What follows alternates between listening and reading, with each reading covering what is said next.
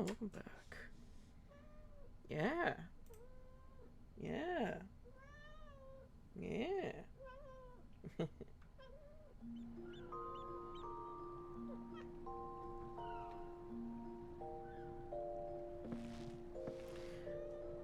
Does Pandora think she could sleep with boobies on?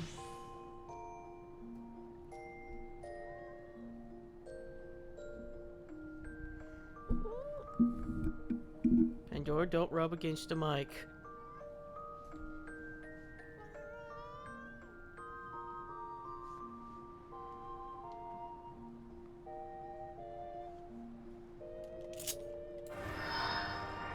Yeah.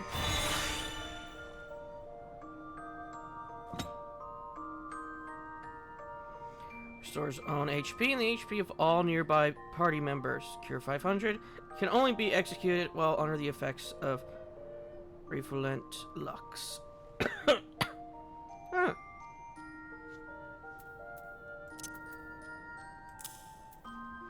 Put that there. Oh! Solar Bahamut's now the default one. Normally, Bahamut would be the default. So I guess it goes Solar... normal... then Phoenix? Interesting.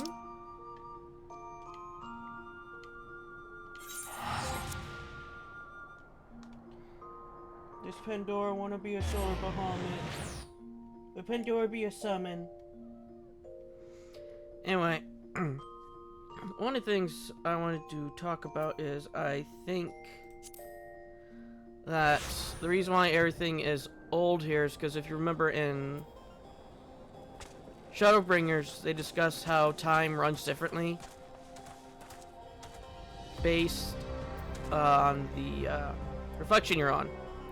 So it could be that this is a space where the reflection and our world intertwine. Thus the timing is different. And by the looks of it, it's probably been a few decades since the merge. I'm pretty sure this is Yatsuloni Station. But from the state of it, I swear it was abandoned years ago. I'm not sure what to make of this. We should look around a bit more.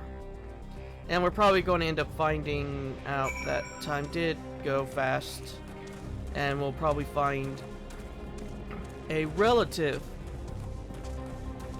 of the nurse with the, not nurse, the lady's relative with the bracelet. And everyone's mom's probably still alive, though. Probably a lot older, but she's probably still alive, considering their life is. In this enormous alien structure, we have more familiar sights like the station.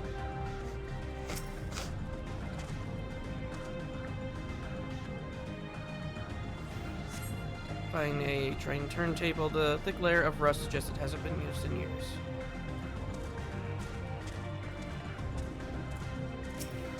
It looks like there was a train here. There's a water tower for trains, isn't it?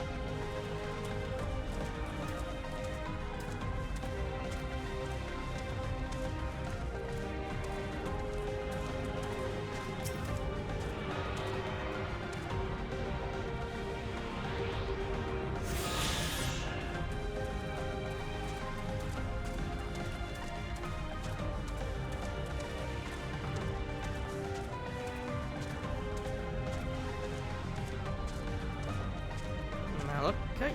No, that's probably rotten food.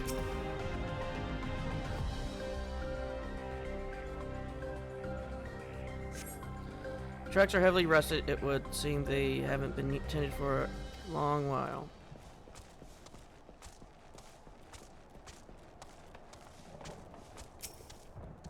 I think this thing is broken. Oh no, hit it.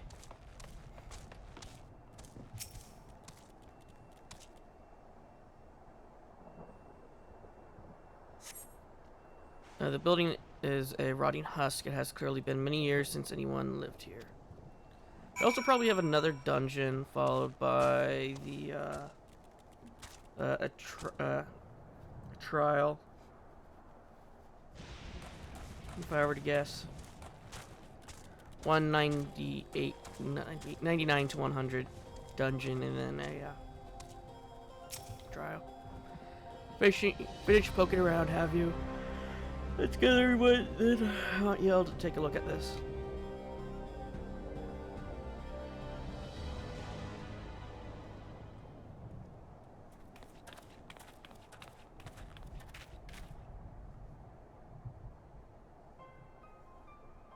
This is one of the mechanical soldiers, long since broken apparently. But I say its presence confirms this is indeed Zorolja's domain we're in. How about the rest of you? Did you learn anything?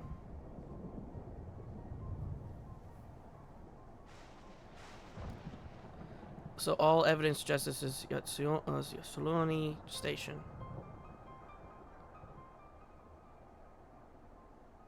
And I have no doubt we're in Yatsuloni, but I don't understand why these buildings are so run down.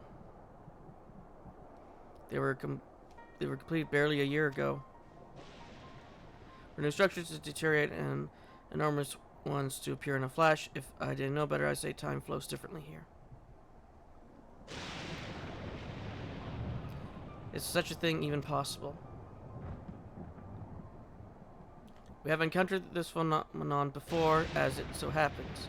Though it may be difficult to believe, our world is but one of several, and in some respects they are similar to one another, but in others wholly different. We call them reflections. Simply put, the rift between dimensions causes time to flow at a different pace in each one.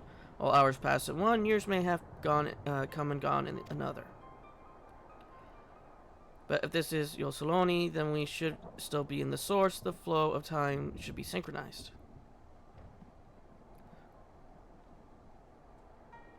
I'm not sure I follow all this talk of reflections and dimensions, but if Erenville says this is Yatsuloni, then it must be. Your village is a little further along, right?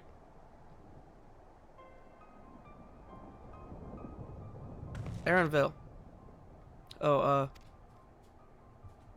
yes, it's a short distance to the northwest. Let's head there next, then. Rather than talk theory, it's always better to confirm things firsthand.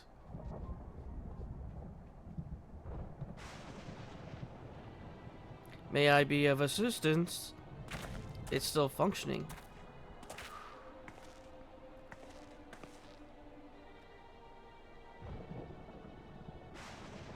It doesn't seem to be hostile, at least. Perhaps we can ask it some questions. Can you tell us where we are? Immediately pulls out gun. Unable to confirm credentials, please present citizen identification. Unable to confirm.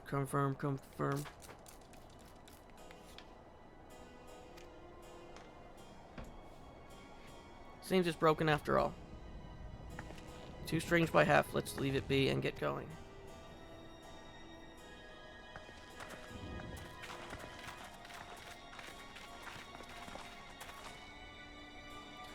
Are those lightning rods?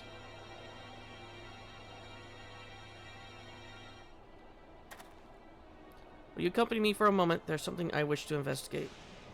Can I bring the robot with me? I want to hook it up to one. I want to see if it go boom.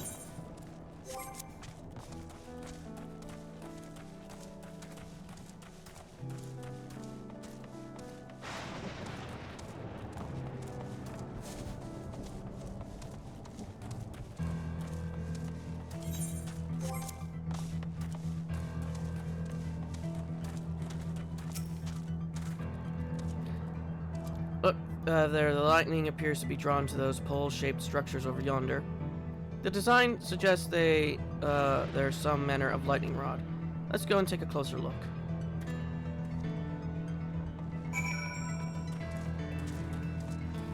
Look, I just got a healing spell that I haven't used yet. I don't feel like I want to use it now because somebody decided to lick a lightning pole.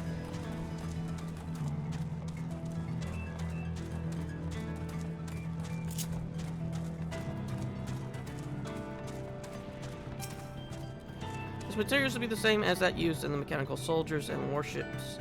A closer expansion, it appears to be bear fine etchings, rather reminiscent of arcane runes. There, I suspect they're not merely decorative. I would post it used to harness lightning as a source of energy. Quite impressive technology. I'll share the observation with Yoshtola for a blessing. The dome doesn't appear to interfere with link pearls. Thanks for accompanying me. Let's head to the village and find the others. I'm more concerned about the ground, to be honest. It kind of looks like something hit it to cause it to melt at some point or another.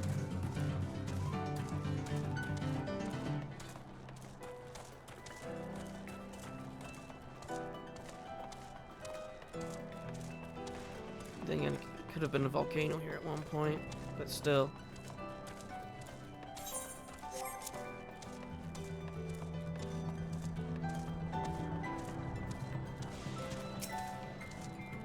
What in the world?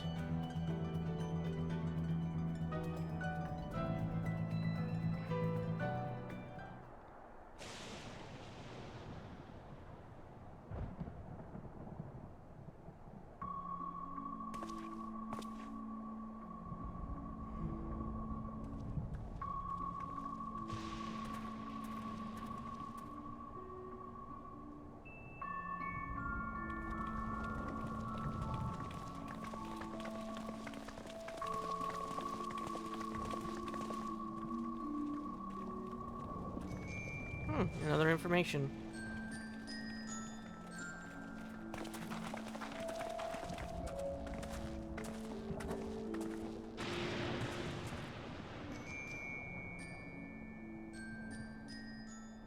My home. It's in ruins. But why? What happened here?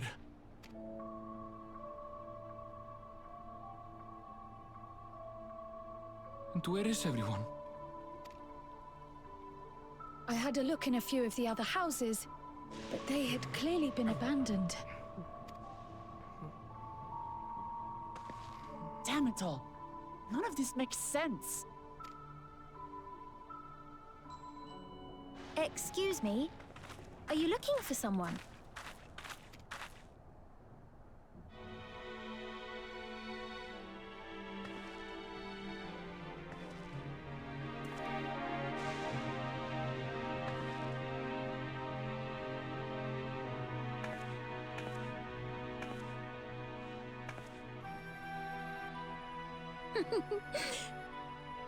I apologize for giving you a fright.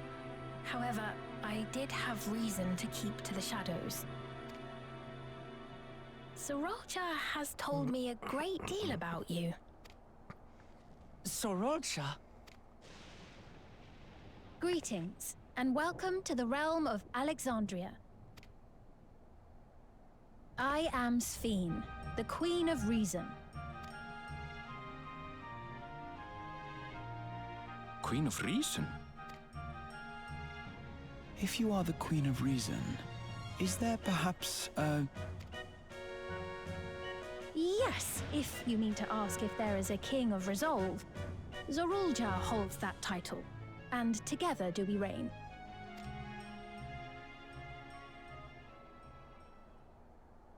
Then you're both behind the attack on Tulichola. And I doubt you're here to offer us a warm reception. No, you have it all wrong. I am not come to fight. Zorulja rules alongside me, but that is a matter of expedience. In truth, we are at odds, he and I. It is at considerable risk to myself and my people that I come before you to beg your aid. Our aid? I'll admit I cannot imagine King Zorolja is keen to share and share alike. But if what you say is true, you're still the queen.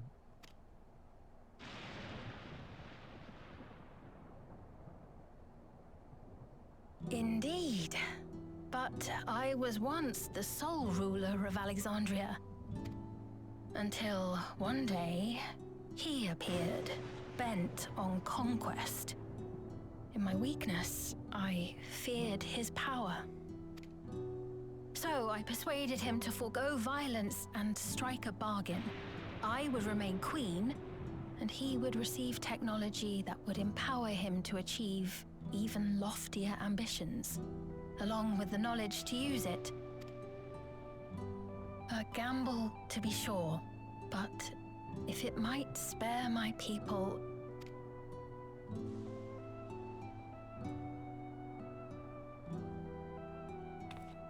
If I may, the dome surrounding these lands was erected but recently.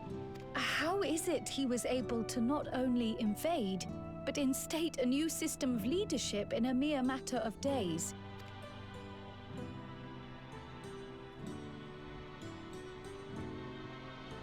I've never heard of your realm. And this place is, or at least was, Yasolani. The house I grew up in is still here. But 3 years ago, that tower and these strange contrivances weren't. Nor was our village in ruins. Where did you come from? And what happened to the people who lived here? You must know!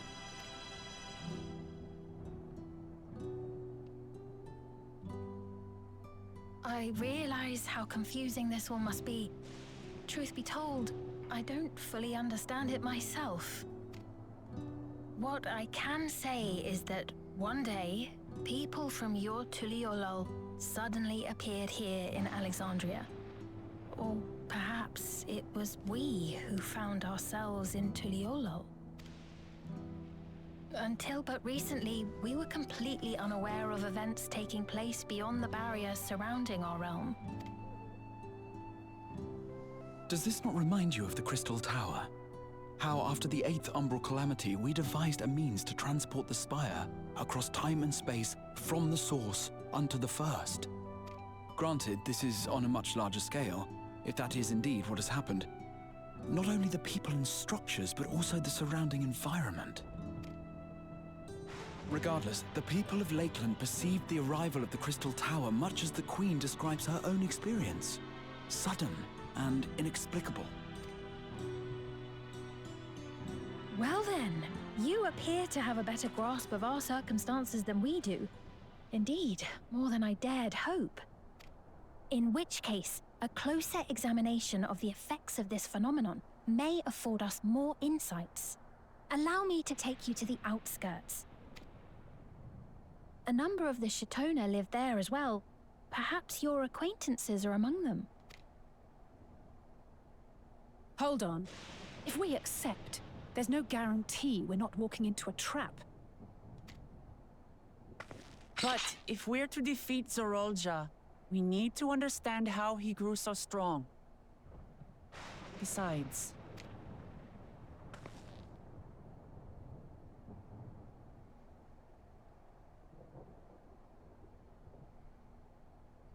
You're right.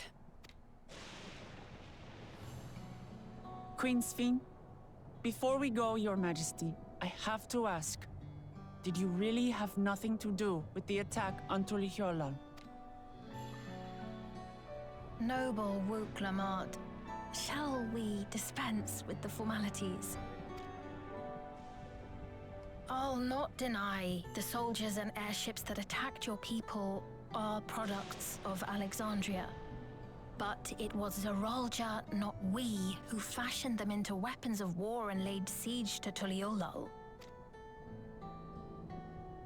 So he alone is to blame. No, I may not have prosecuted this war, but I nevertheless bear responsibility for it. Perhaps. I know next to nothing about you, let alone what you've been through. So by all means, show us around. I think we'll learn a lot from meeting your people.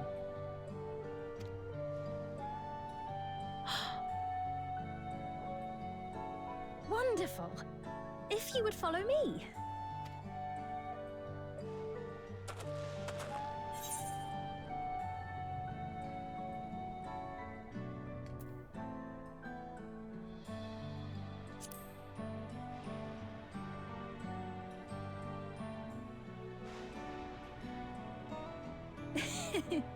Is that concern or suspicion?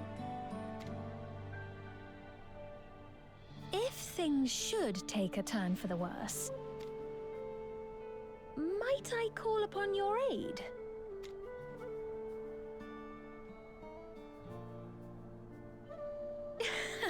I jest, of course. But you do strike me as the most capable here.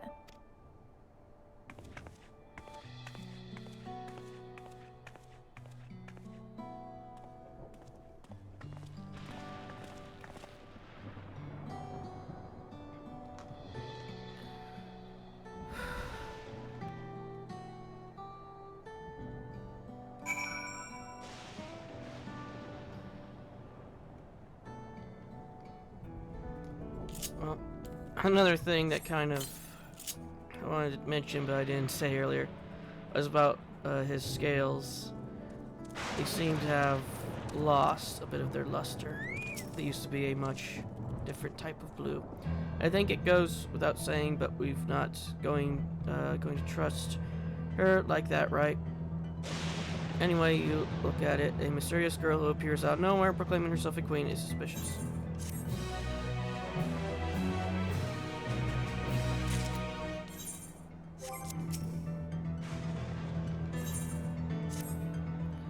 Well, having established that we should be wary, we could use more information. So let's head into this place, the outskirts, and see what we can learn, perhaps about Sphene as well. I also thought the scale discoloration could have been from whatever gave him those implants.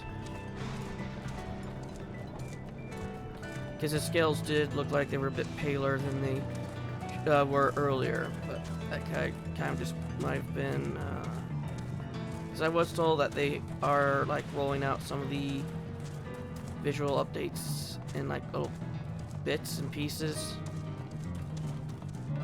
Pandora, stop smacking me with your tail. Your daddy's trying to work.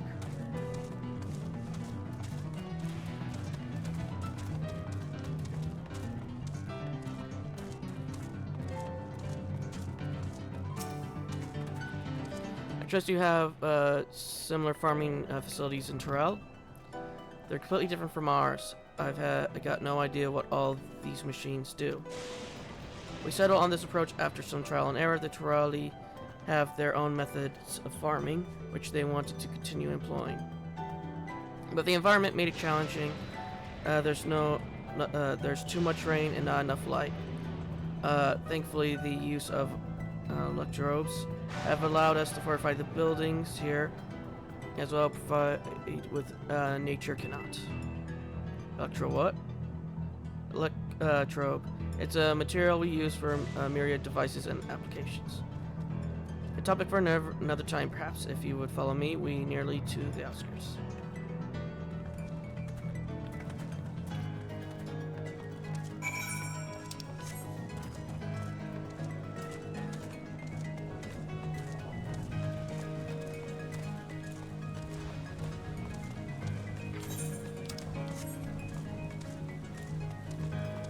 I do wonder which reflection we're on, though.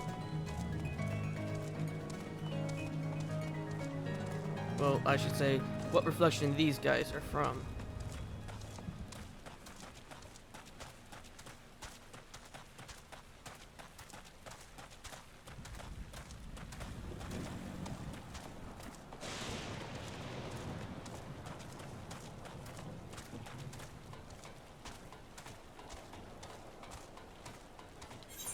Always, I want to grab the etherite. But yeah, since they have extended lives, his mother's probably still alive, or at least somebody who knows of them.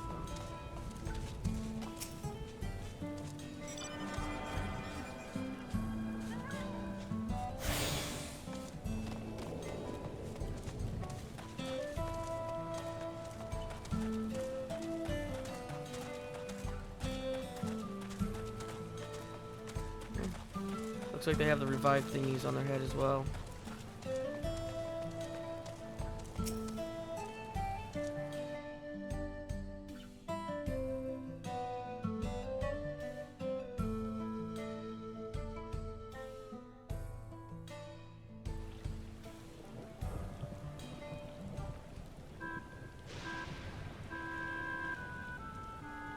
Here we are.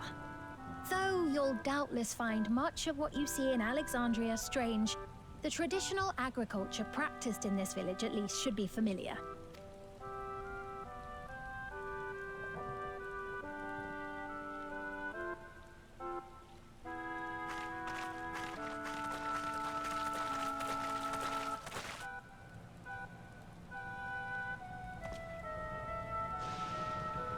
Queen's Fiend? What business brings her here, I wonder? The Queen has come!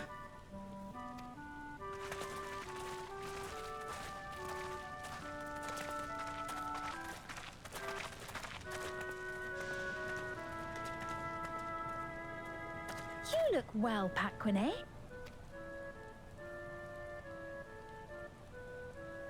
And Katonye, I see you've already taken to your new position.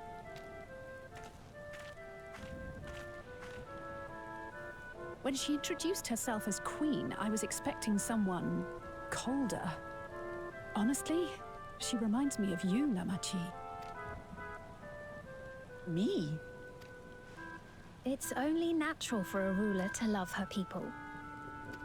And I should like to know them as best I can, even the most trifling details. The more you come to know them, the more you grow to love them. Who they are and what they've built. That's it. Beautifully put.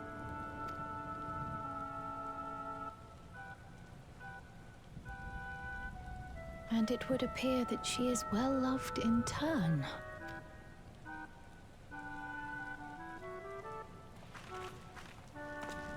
Your Majesty, you honor us with your presence. And who are these fine people? Tuliolo's vow of resolve, Wuk-Lamat, and her companions. They come from beyond the barrier, but you needn't worry. They are good people and are to be treated as my honored guests. The rumors of a link to the outside are true, then. Wuk-Lamat is still so young. Where are my manners? I am Popone, a leader of sorts of the people living out here. Papone? That has a Tonawautan ring to it. Right you are. I take it you hail from this region as well? Teshpiani, perhaps? Yes, I do. I don't suppose you know a woman by the name of Kavkiwa? Kavkiwa? I'm afraid I'm not sure if I've ever met someone with that name.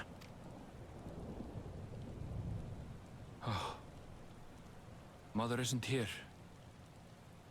But it's a relief to know at least some of the people of Yasolani are alive and well. Your mother, you say? Now that you mention it, I do see the resemblance. You know my mother? I do. Yes. Then tell me, please, where is she?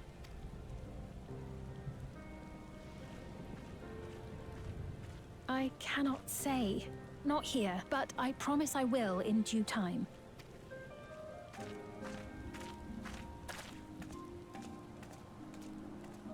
I have a question, Pepone.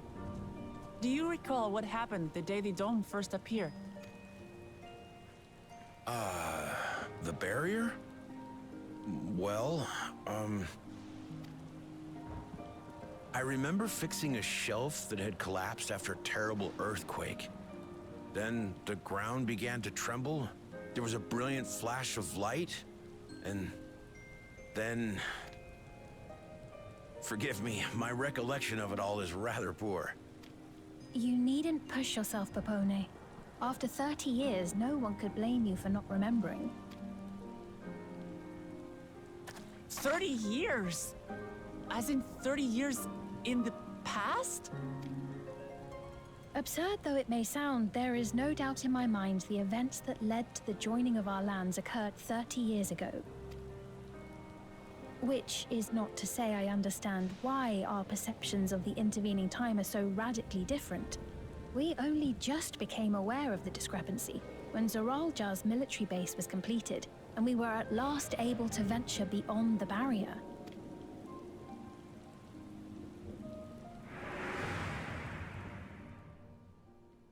I believed you long dead. To have the chance to kill you myself is an unforeseen blessing.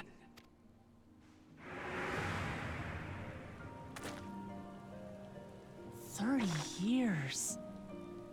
Little wonder Zoralja assumed our father had already passed away.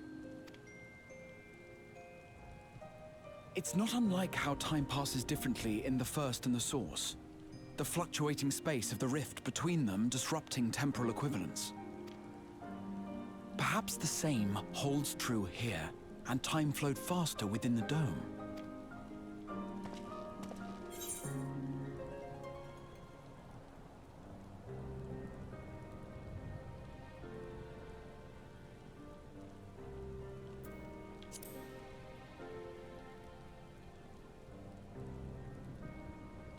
I was able to make contact with Y'shtola not long ago via link pearl, so that shouldn't be cause for concern.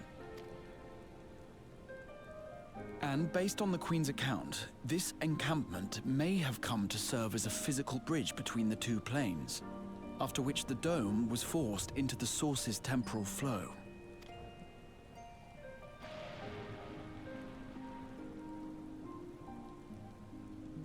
If we're to be certain of anything, we need more information. Sphene, would it be all right if we had a look around and spoke with the townspeople? By all means. Time to see what we can see of Alexandria, then.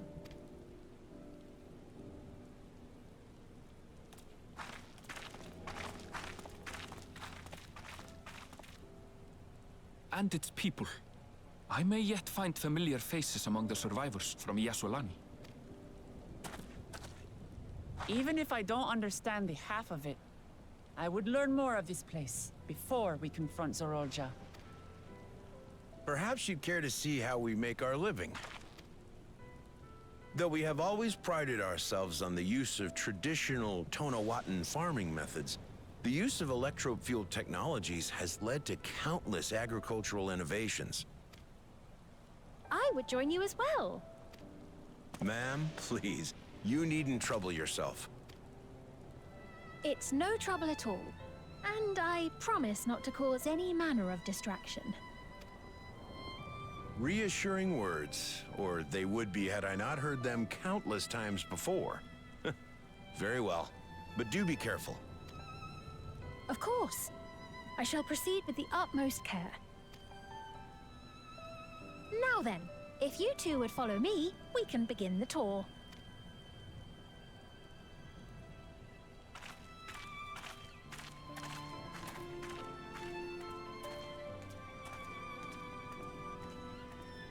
I can't say that I trust her yet, but I trust that her affection for these people is genuine, and that's enough for me.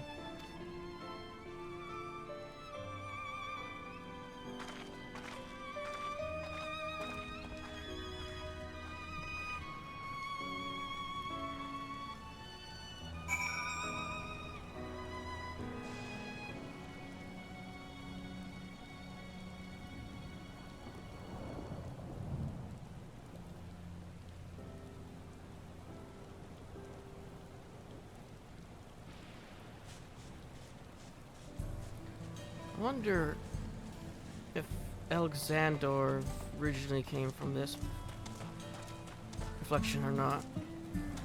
Because that's been the one thing that's always got me a bit with the Alexander story. Because Alexander was created from a book, and that became the Primal. But where did the book originate from? Because they're currently in a time loop. So where did the time loop begin in the first place? Well, we know it has something to do with the book. Even though we can't really interact with the time loop anymore because the loop is already passed at this point. I mean, we've already passed the point of the loop. Electrope has done much to improve the efficiency of their farming, but hasn't replaced everything.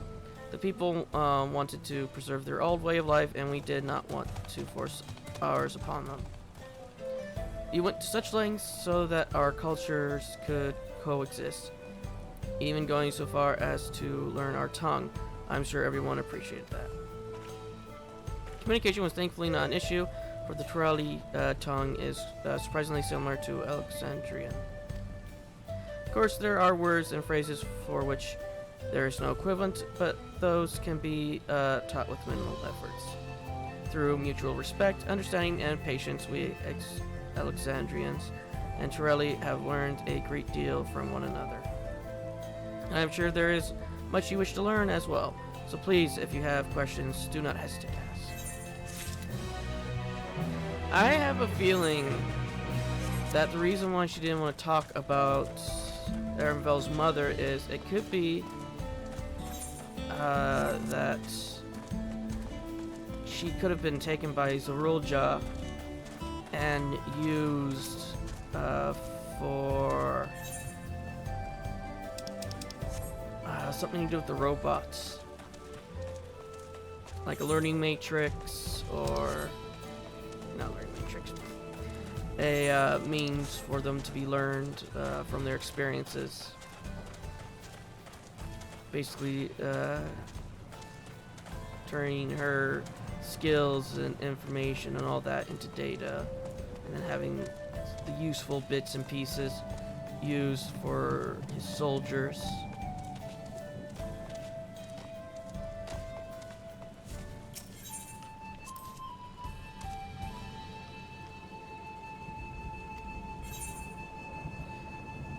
Okay, so I don't want to use deck 5 for this.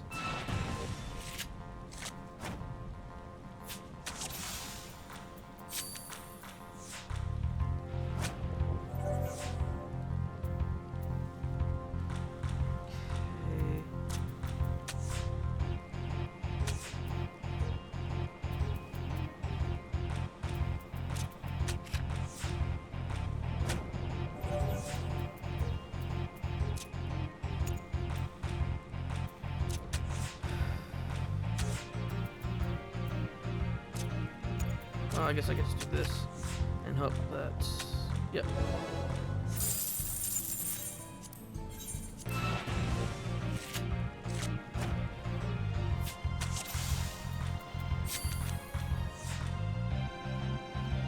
Maxime Mola Jaja. I don't remember him.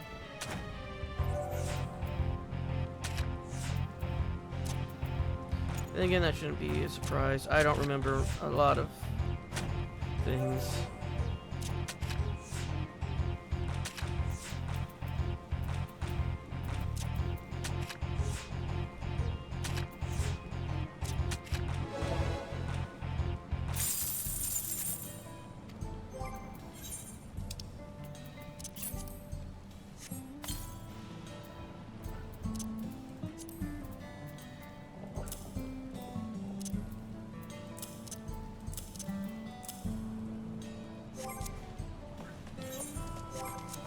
Yeah, 30 years.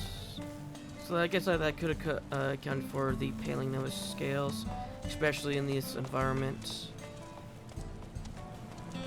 Plus, the toll on the body for the implants and stuff.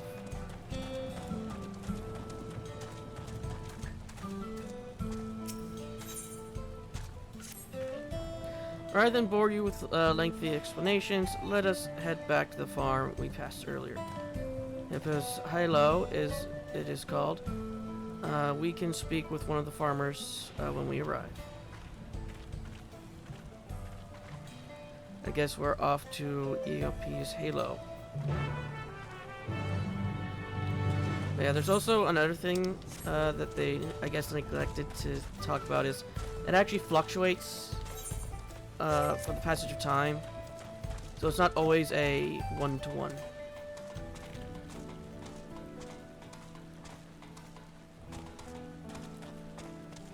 So that's going to be interesting. That's the reason why it was, what was it, 100 years that had passed in the first, and we got there in Shadowbringers.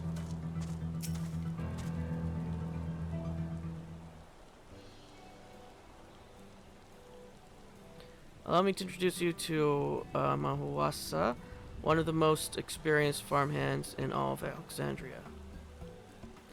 She's well versed in myriad farming techniques. Indeed, the wealth of knowledge she has stored with the other farmers is what has allowed this place to flourish. Queen Sveen, to what do I owe this sudden shower of praise? My apologies for the interruptions. I have come with guests from beyond the barrier. They wish to learn about more of Alexandria, and so I invited them to see how our crops are grown. I do hope that that's all right. So the rumor of visitors from the outside were true. What manner of hosts would we be to deny them a look around? And I gather your majesty also intends to check on things here. You know me too well, Mahusawa. I thought to seize this opportunity to see how the farmers fare, and perhaps pepper them with a few questions, though I do so enjoy observing and taking part in the work too. I'm still wondering what the matrix on their head is. It has some sort of rhythm to it. I wonder if it's connected to their heartbeat or something.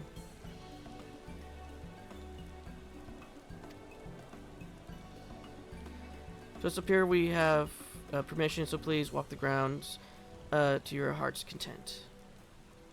Or could it be like some sort of kill switch? You go on ahead. I'll keep Sveen company. Don't misunderstand, I am not the suspicious type, but given our position, it would make sense for us to go around together, wouldn't you say? A fair point, but be sure not to let me out of your sight. I shall remain under Woklamont's watchful eye. Pray, come find us after you've seen your fill and spoken with the other farmhands.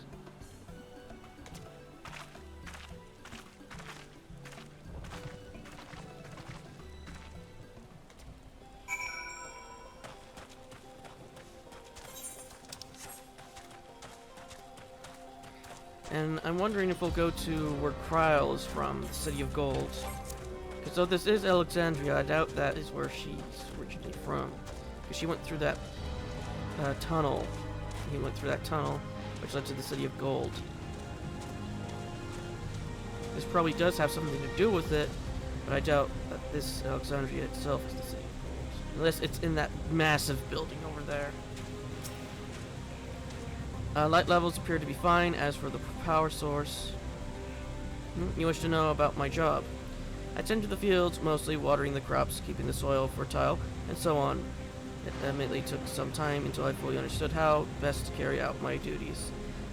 I also manage the lamps we use in the fields. We do our best to keep everything up to code, but should they ever start to malfunction, it's up to me to fix them. The land and sky being what they are, ensuring a rich harvest makes for constant work, but honestly I enjoy how involved the process is. Both my parents being Alexandrian, I didn't grow up knowing much of anything about farming. Every day is an opportunity to learn and grow. So even the normal Alexandrians have that attachment.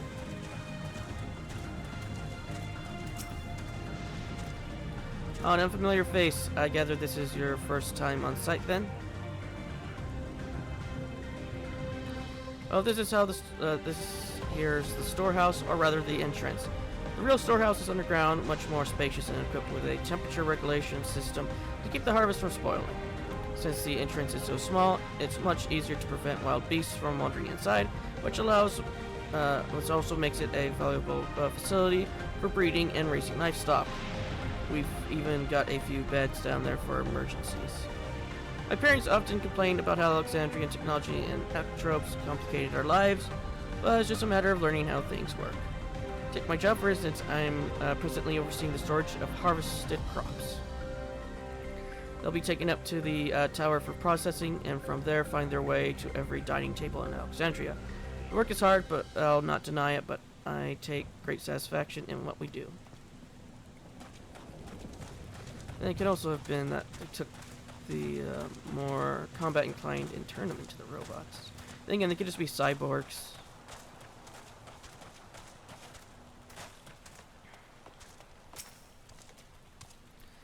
They're saying that you and your visitors are from the barrier. That's true. So it is, what means we are connected to the outside world again.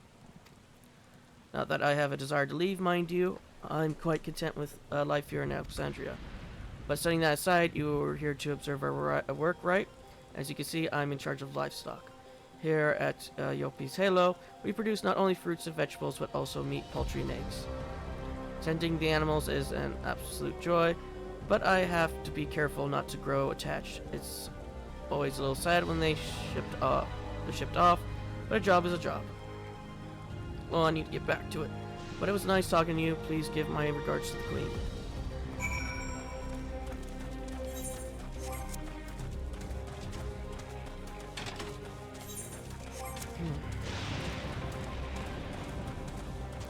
My question is, what is it they're spraying? Is it something to interfere with the rain?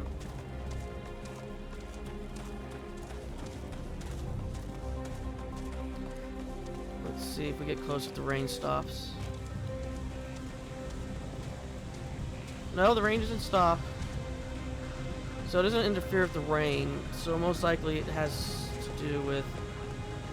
Oh, it's probably taking moisture out of the ground and spraying it into like a mist or about. Try to get the water back into the atmosphere. Probably some sort of boiling process.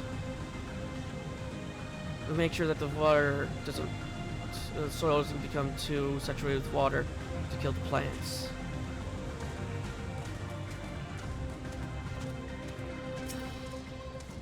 So don't be too hard on yourself. Anyone would have been hard-pressed to deal with such a thing. Welcome back. My apologies for failing to notice your return. I gather you had your fill of speaking with farmers. Then let us return to Mahuwasa.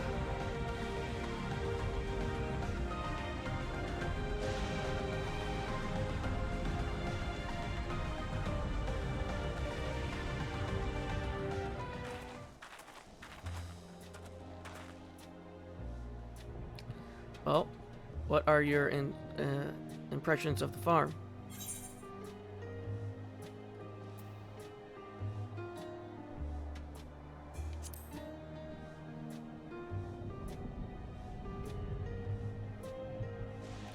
A curious observation. Do you not love your own work? Oh, but I jest. It's true that the people of the outskirts seem the most fulfilled. Always they take to their duties with good cheer. And what did you think of our little tour, Lamati? What did you call me? Was that inappropriate? My apologies. I heard the others call you by that name, and I thought... No, it's fine. As you said before, we're not, no need for titles or formalities.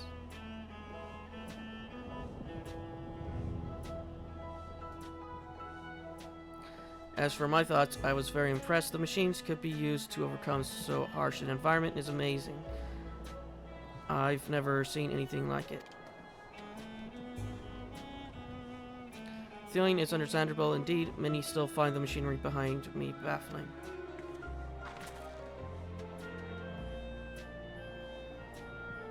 It's a system that controls the distribution of water for the fields and livestock. It's been acting up lately, though. Acting up, you say? You needn't worry, my queen. It happens fairly often. Put simply, it takes in water that has a strong lightning charge. Okay, so that's how they're dealing with the water. They're putting it into storage, basically. We think some creatures have been charged up with the energy, and they're releasing it into the river we use as a source. The system would return to normal if the creatures were dealt with, but I'm reluctant to beg it of the army.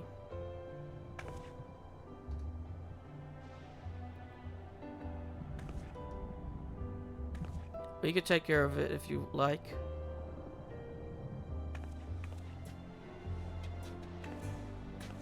There's more creatures to offer to, but it's much too dangerous. It's no trouble for the vow of resolve of Terrell. Regardless of how the relationship between our nations may develop, if there are people in need, I want to help. Simple as that. And Zedman is even stronger than I am. It shouldn't take us long at all. Then very well, I'm gratefully accept, but please take all care.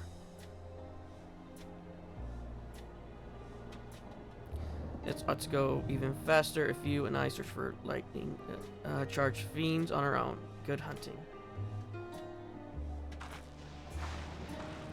I won't be surprised if Sphene, or whatever her name is somehow connected to the golden goddess we've heard about.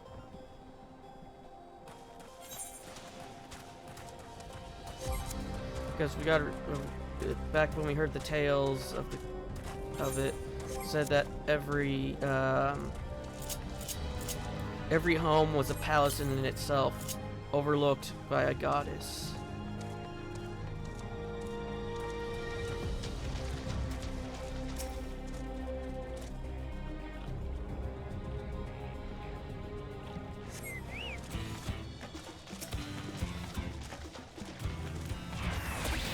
That don't look like a normal spirit.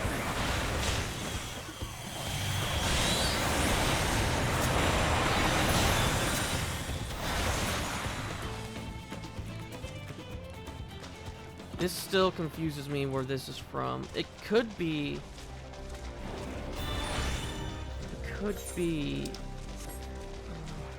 I have two thoughts in my head right now. It could be that it's that version of Bahamut here, like a primal here that was created based off of Bahamut's design.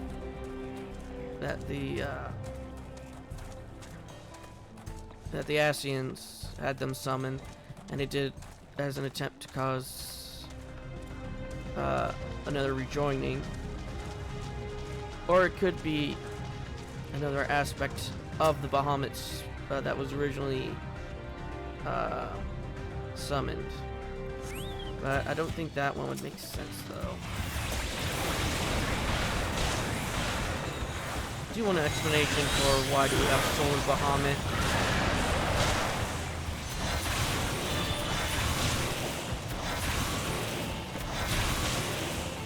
Because if you've done the coils of Bahamut, you know why we have Phoenix.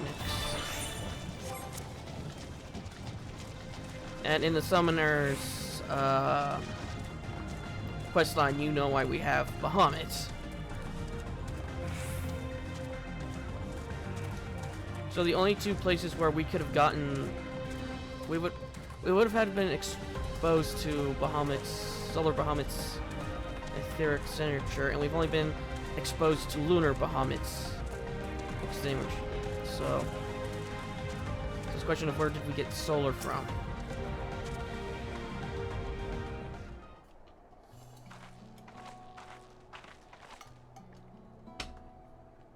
Oh, you're both alright, thank goodness.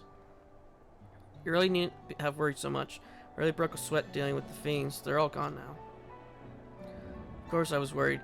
You're my dear guests. But thank you, we appreciate this. Indeed, with this, we won't have to ask Zoralja's machines for help. He's been making a constant effort to bolster his forces, sparing but a fraction of the people's protection. He thinks nothing of our safety, unlike Queen Sphene.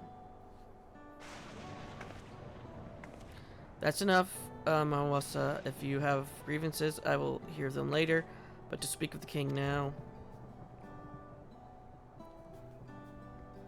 No, she's right. He's never been one to look after his people. Anyway, thanks for letting us tour the farm. The folk here are delightful. and it was a pleasure to meet them. You shouldn't have favored us with some more uplifting words. My people are my pride and joy, and you never failed to let us know, nor how much you care. Of course, you're my precious family after all of you. You seem a good sort, Sphene, that I'll admit. But you'll forgive me if I'm not ready to lower my guard for the enemy queen just yet. For you to be called that, I dread to imagine what villainy your majesty has committed. Come now, this is no laughing matter.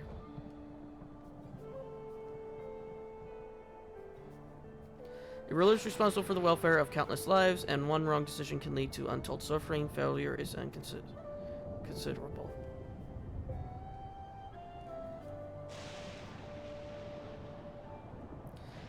Now, I believe we are done with the farm. Let's move on, shall we?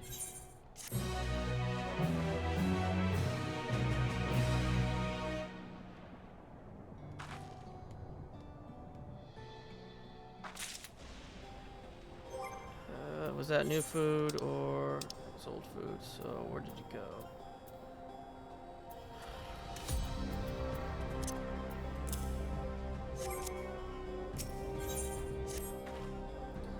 Perhaps we should head back to the outskirts. I dare say your friends will also have returned by now. My thanks again for dealing with the fiends. Come and visit us anytime.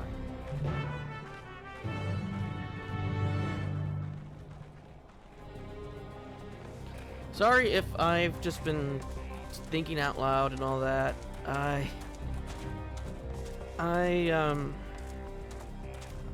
got up at 3 and I've just been trying to keep myself busy until dinner was done so I could get to recording. So I'm a bit out of it considering how I normally have been doing recordings for the past few days, where I basically wake up, start recording, and I record until I go to bed. I haven't even left myself time to even keep myself sharp in Xenoverse 2 for when I get back to that. So when I get back to recording that, that's going to be a real noticeable turn. Oh, if it isn't Her Majesty's special guest, did our electrocapacitor catch your eye? The machines here run on electrobe. So this capacitor serves as a battery, storing the lighting energy as it rolls in from all the pylons we've erected. If you're interested, I'd be happy to show you around and tell you more about our system. Could be that in this sphere, primals might be around a bit more. Like, I'm just thinking of it that there might be like a primal pantheon here. And the ruling one is the one that's causing all the electricity. Like how when Ramu was summoned, it would be a lightning storm on the battlefield. So I'm thinking maybe there's one like one of those. Piqued your curiosity, first let's head downstairs to see the power converter.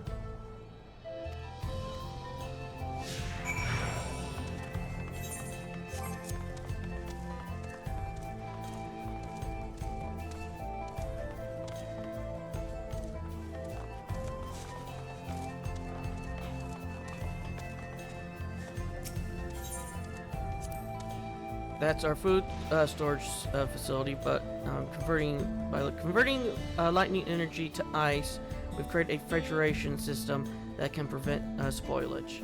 It's a godsend, I'll tell you that.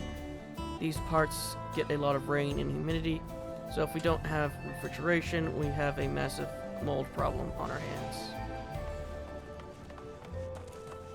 And having a primal stay alive for so long would align with an Ascian's line of thoughts to try to cause another calamity. This one being Pandora, get your butt out of the way. One of lightning aspect, like they did for their first, I think.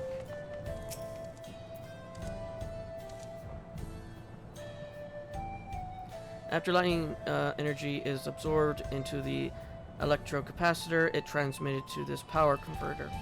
It functions is to stabilize and distribute appropriate levels of energy to each household and facility. You look lost. Are you more of a visual learner? Let's pay a visit to the partitioned water tank on the north side of town.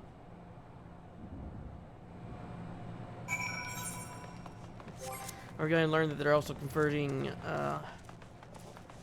lightning into water. I guess that doesn't really need to because it rains so much. It could be that it's lightning and water based. Considering we do know that there are primals that have multiple aspects, like in that one quest line in Heaven's Ward.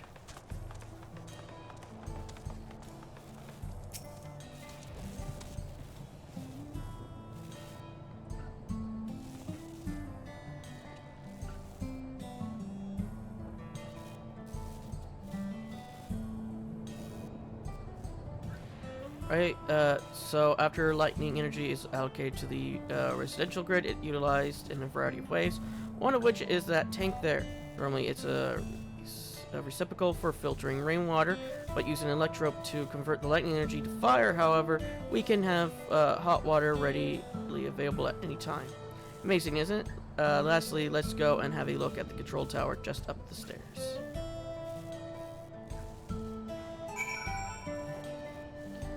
Because so far they're making lightning into ice and fire. So I am wondering if we'll see one for Earth, something for Earth as well. Because that's the only aspect Ether we haven't heard about. But then again, I just might be overthinking things. Or got my wires crossed along the way. These panels enable us to freely adjust each of the public utilities individually.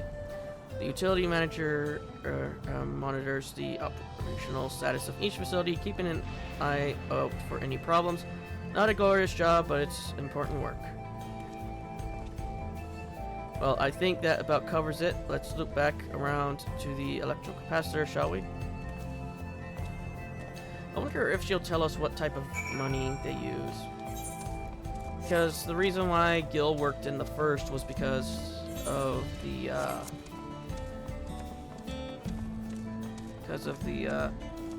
after the world kind of ended there, all currencies kind of just became, you know, it works. It's a form of currency. I think it might be that since the outskirts originally had people from the Dawntrail, which were using Gil and Pell, so it might be not that big of a inconvenience or problem for us to be using Guild here.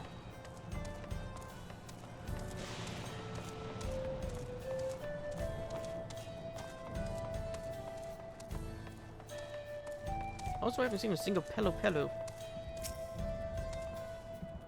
So, how'd I do? Hopefully, I've answered all your most burning questions. Believe it or not, I'm not actually an engineer, just an apprentice. I was inspecting the capacitor when you arrived. Thanks for letting me ramble, though. It was a great opportunity to brush up on my studies. I think there would have been some Pelos in the town when it got swallowed up. Because they are merchants, so they would have been in several locations.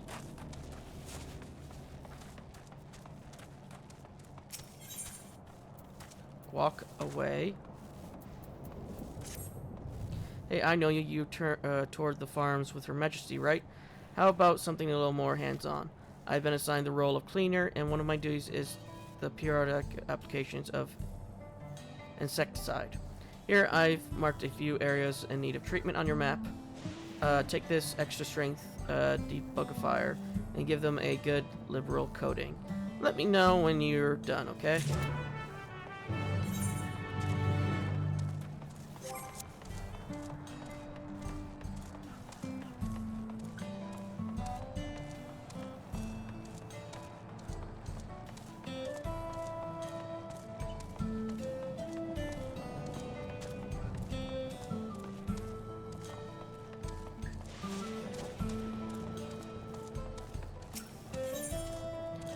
This individual industrial grade repelling the insecticide has been proven to work on every six-legged abomination under the sun. Well, that's the problem.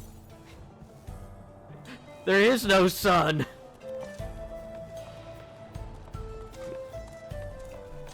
Yeah, this place actually reminds me of, if you ever played Ultra Sun and Moon, it kind of reminds me of the that place where they don't have any light other than the artificial lights that they got.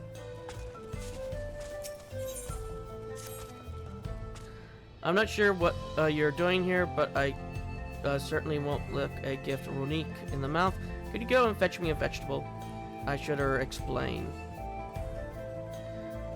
I'm trying to plan out my dinner tonight, but for the life of me, I can't decide what to make.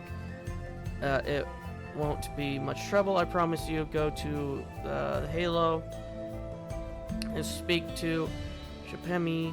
He's bound to have a few seasonal offerings.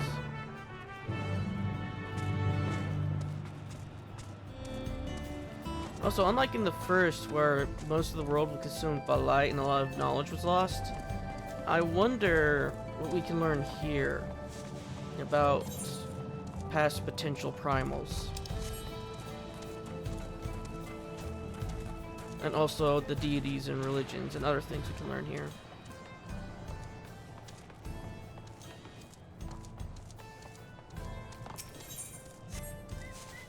Because when the flood of light happened, a lot of, if not most, information was lost, and errors happened over time.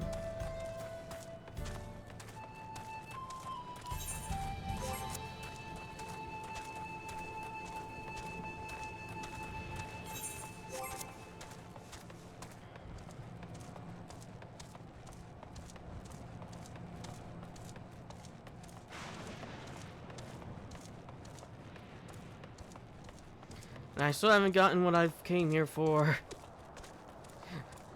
Where is my blue mage brethren? Well, not my blue mage brethren. Where are just the blue mages?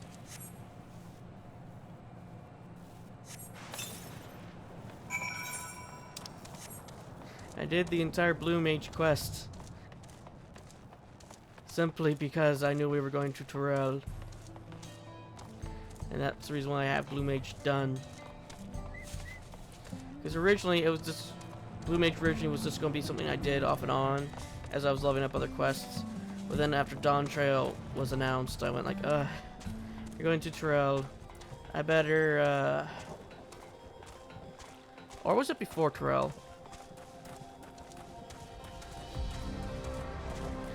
No, I think it was before. It was when I learned about that there's a at the end of the level 50 quest. After that happened, I'm like, oh, maybe there's gonna be even more intersecting stories with Blue Mage in the future, like with Torel and wherever else blue magic might appear. So I'm like, I might finish it so I can do that. Aren't you the guest who was touring the farm with Queen Sphene? Is there something I can assist you with? So Paul sent you to get her or get produce. We'll certainly find no storage of that here. This time of year you have glass gem corn, pumpkins, and sweet potatoes. Take your pick. For the corn servant! Lump kernels of corn peek out from within the dried husks. Corn is a... what?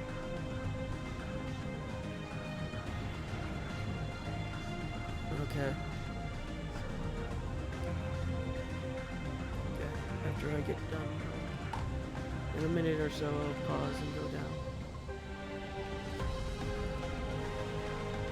Corn is a highly versatile vegetable. I'll bag it up for you back here.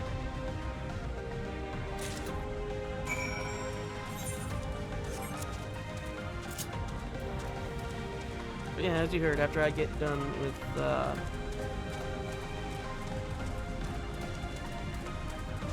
this, I'm gonna go down and get some fries.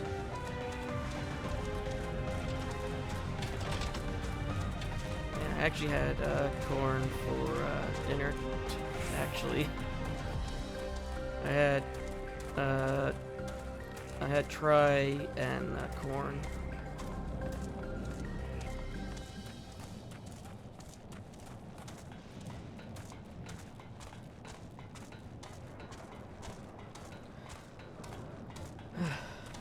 Now I've lost my thought process.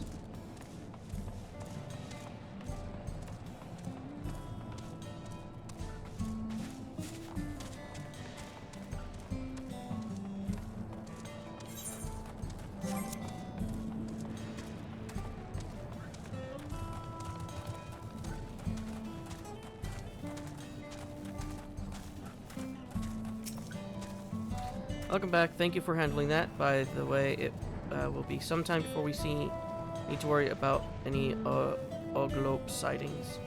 As cleaners, we're responsible for sanitization, waste disposal, recycling, even land maintenance. All in the name of keeping our homes free of bacteria. And unlike the entirely artificial Everkeep, we get a lot of bugs here in the outskirts. Trust me, they move right in if we let them. Oglopes in particular are the worst offenders. They spread disease through the germs they carry, so their extermination is non-negotiable. Problem is, they're genetically predisposed to withstand even the harshest of environments, which makes them tough to kill. Personally, I find them kind of cute, but as cleaners, we have a job to do. We'll never be able to eradicate them completely on account of their tendency to breed, but thanks to your hard work, we've a few more moons before we need to worry about them again. Here for a job well done. My dad brought me the fries.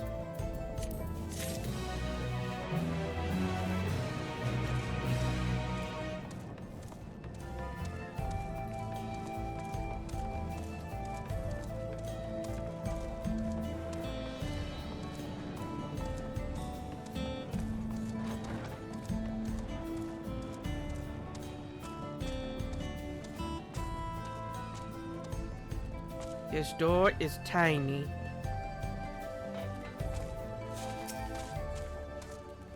Welcome back. Did you pick up something tasty? Your selected vegetables have been lovingly swaddled in this burlap sack for ease of carrying. Thank you. Yes, bake this up. Some hearty carb bread and serve it with butter. A traditional Yatsulani dish that's been passed down for generations. Even now, it's fairly popular. Made with our freshly grown vegetables, I feel closer to nature with every bite. It's something you won't experience with the food produced in Everkeep. Anyway, thanks for humoring me. Here, take this. You don't mind ready-made, do you?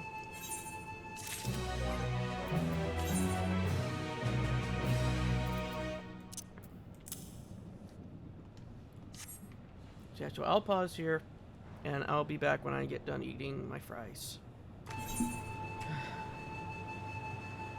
Okay, I'm back. Hopefully I paused and didn't leave the video going while I was gone. Okay. Hour 13, hour 13. Okay.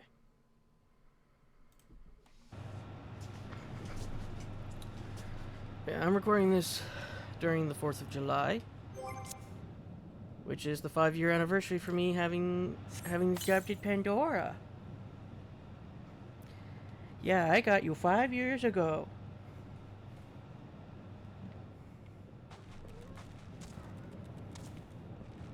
Yep.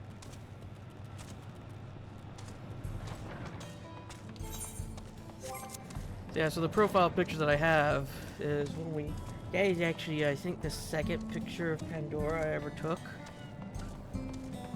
The first one had my hand in the toy because I was trying to get her to look up at me.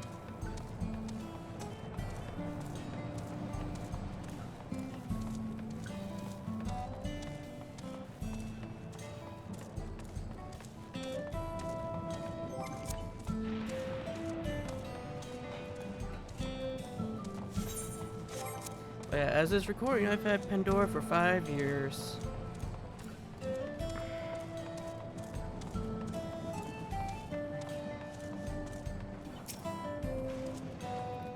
Do you hear that?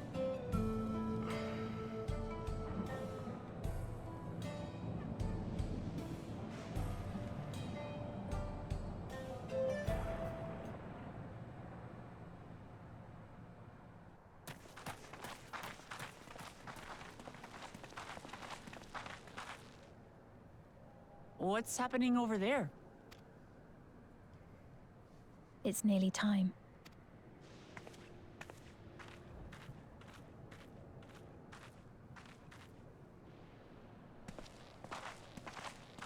Whatever happened to Thancred and Orion?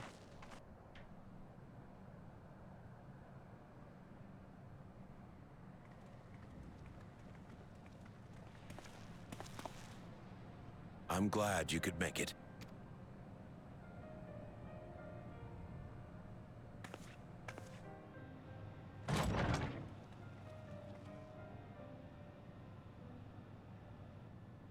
Are you with us?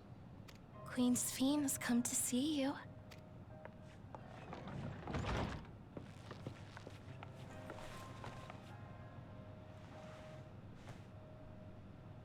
We're here, Namika. Everything is going to be all right. Oh, whoa. What's the matter, dear?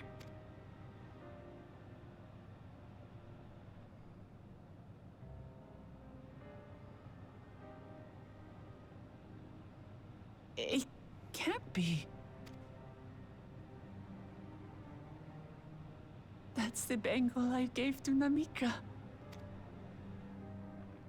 You know her? Of course I know her. She was like a mother to me. I see. She was always willing to lend a kindly ear to others, but rarely did she ever speak of herself. Is it really you? She must have arrived shortly before the barrier manifested. For us, it was perhaps days, but for her... Namika, it's me. Wuklamat.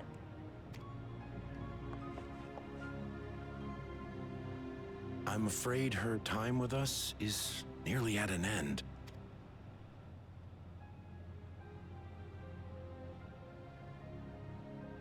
Has she no more soul cells?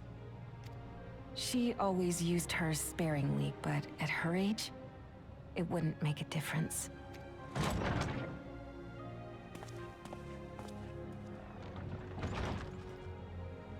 Ma'am, the ushers have arrived.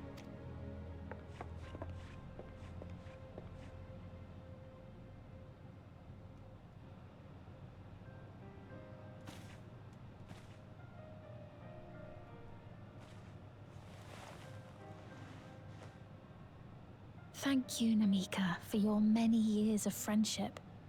Take comfort in the knowledge that this is not the end. Be not afraid. Your memory will live on, in us. Living on in memory. The Giants share a similar belief.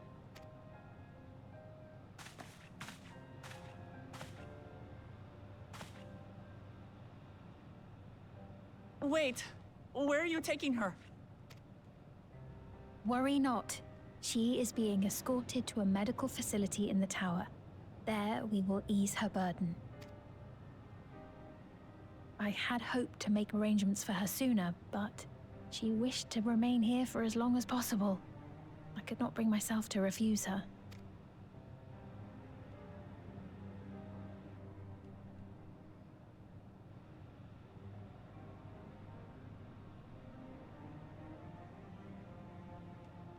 Is there any way I might stay with her for a little while longer? We may not share the same blood, but she was my mother. Please.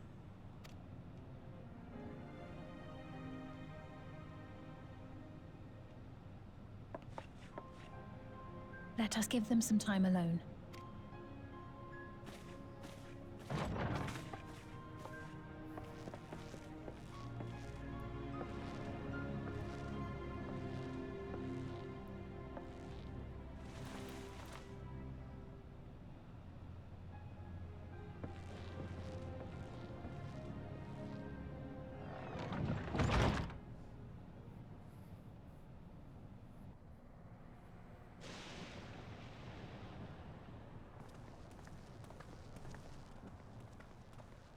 She didn't speak, but I'm grateful that I could be with her at the end.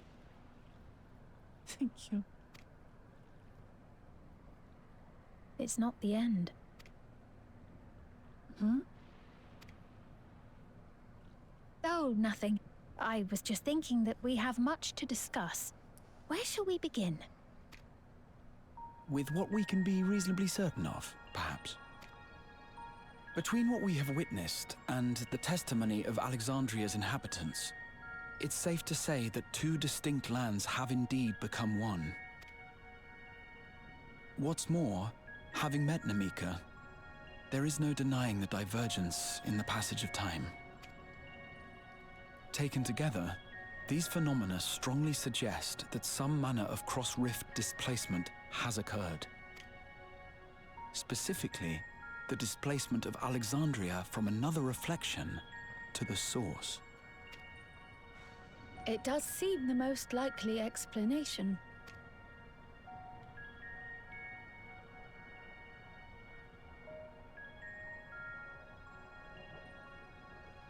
What perplexes me, however, is the scale of said displacement. It far exceeds what could conceivably be achieved with a Void Gate, or even with the Crystal Tower. In essence, we are dealing with a localized instance of dimensional compression. The Ascians would no doubt liken it to a rejoining. Which invites the question, how was such a feat accomplished? I wish that I had an answer for you, but this talk of reflections and dimensions is well beyond my understanding.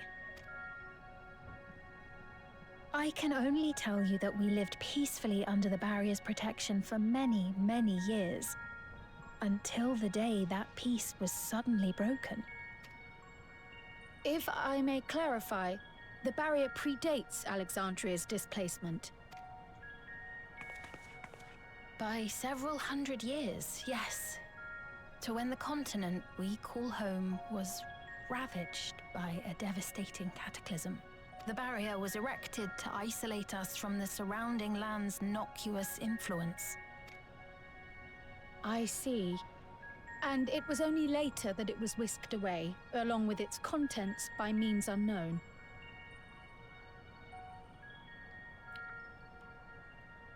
Here's the thing. This place could have been from before the 7th calamity. Just a thought I had. In other words, Sphene's as lost as the rest of us, right? The Alexandrians didn't mean to end up in Tural.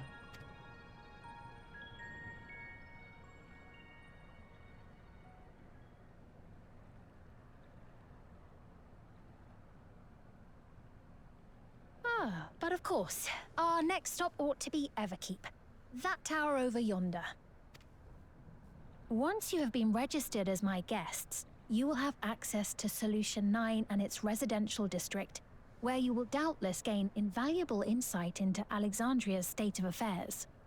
Unfortunately, I cannot take you directly to where Zoralja resides. That you'd let us in it all goes a long way toward proving you're not content to let Zoralja do as he pleases. But we're not talking about a simple difference of opinion here. I've come to avenge my father. And to do so, I intend to take Zoralja's life. Are you willing to stand by and allow Alexandria's king to be slain? A fair question. Permit me to answer it thus. My people come first. Their welfare is paramount. I will do everything in my power to keep them from harm. It is a ruler's duty. But does the Rulja count? Now, I am off to register you at Everkeep. It may take some time, but you shall find the entrance open to you in due course. Oh, and ere I forget, your mother, Kafkiwa, you might try the Thunder Yards to the east. The Thunder Yards? Is that where she is? I'm afraid I can say no more than that. Make for the Thunder Yards, and all will be made clear.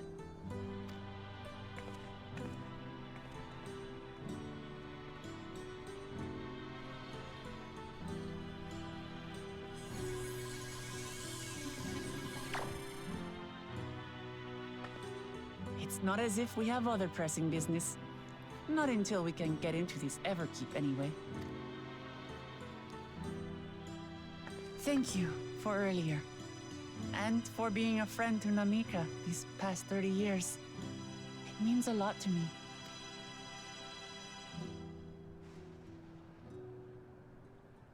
Namika? I'm sorry, but I don't know who you mean.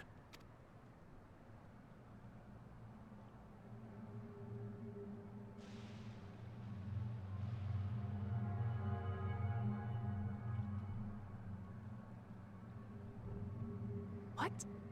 We were just with her. If this is some sort of a joke, it isn't funny. I don't mean to give offense, but I honestly have no idea who you are talking about. I'm sorry. How can you not know who she is? You're in charge here. She was under your care. Then in all likelihood, my memories of her have been stored in the cloud.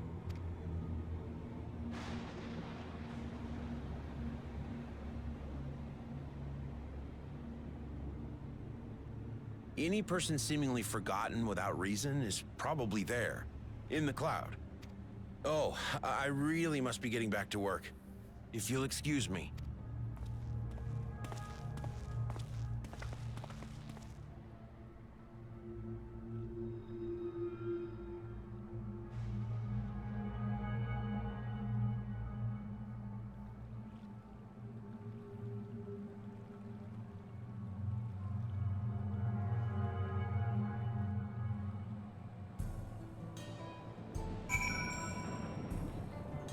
I wouldn't be surprised if this was from the one from before the 7th, that caused the 7th, I should say.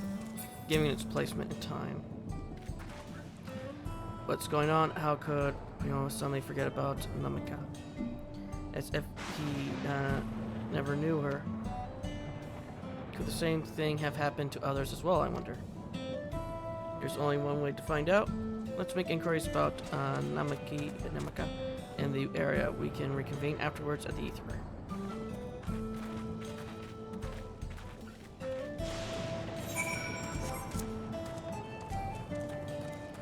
I'm surprised we're not asking about the cloud.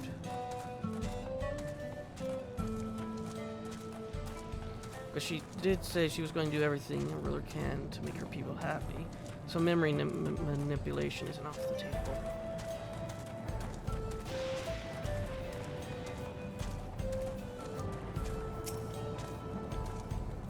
A woman named Namika. You're the first Lalafell I've met here in Torel. Afraid I don't know that person. I'm sorry I couldn't be of help.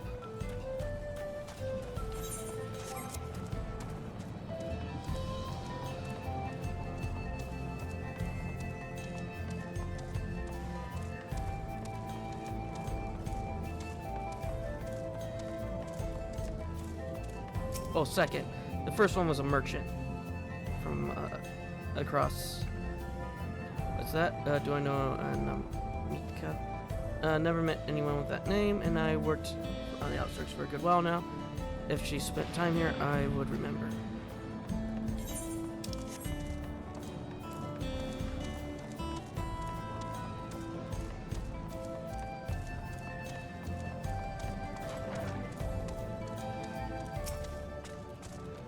I do recall caring for someone until recently, and you say that it was a woman named Namika.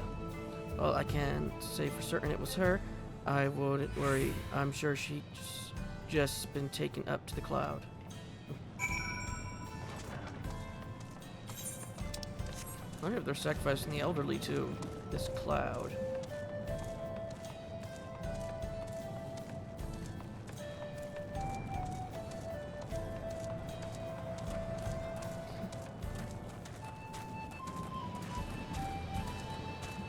And someone's just smearing all that shit over their souls.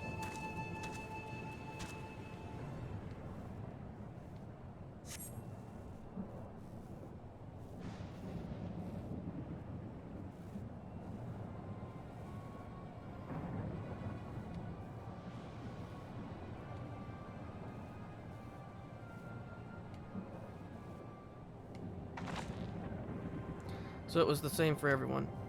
Not a single person remembers Anamaka. It's as if the memory of her has been purged from their minds. While such a thing might be done with magic to alter the memories of so many at once, would be a tremendous undertaking. We could have felt a surge of ether corresponding to the act too, and I sensed none of it that moment. Neither did I, but I did know something else. Right before Pinona seemingly forgot a light in the device on his head began to blink. Could there be a connection? Someone also said something about soul cells. But who might we ask about this? If we continue making such inquiries, I expect we only cause confusion. Indeed, we can't. If we can't readily solve the mystery about Namika, perhaps we can search for Kakuris instead. Safine said to try the Thunder Yards. It should be in this direction. Ah, I see you.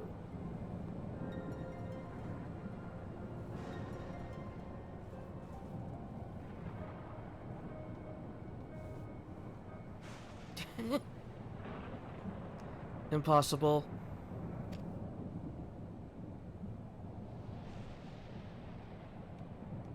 Just a little floating guy.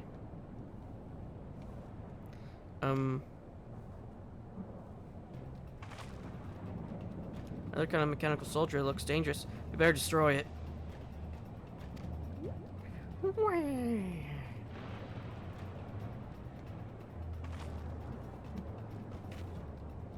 Should we give chase? I think it understood our words. It might be worth asking it some questions. Aaronville, are you alright? You look like you've seen a ghost. It's nothing, I'm fine. Well, it went off in the direction we're heading anyway, so let's try to track it down. It's definitely gonna be harder since it floats.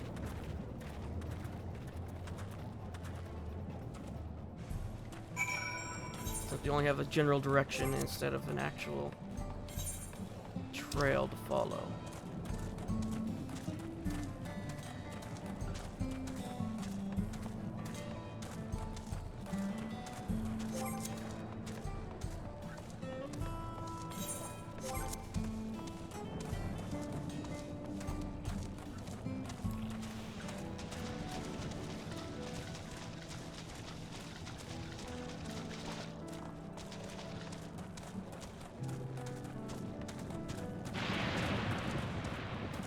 Well, it's definitely been interesting to see so many people about when I've been playing this expansion. As I said earlier, I rarely see people out in the zones. I usually only see them in Misalamosa, and the off chance I go there for a quest or to do something with the company.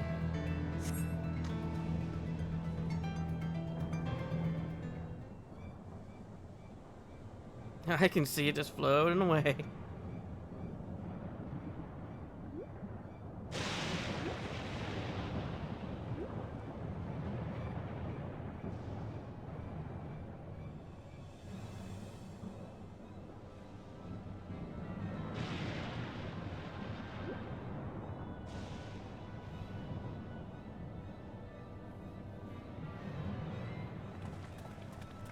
found it.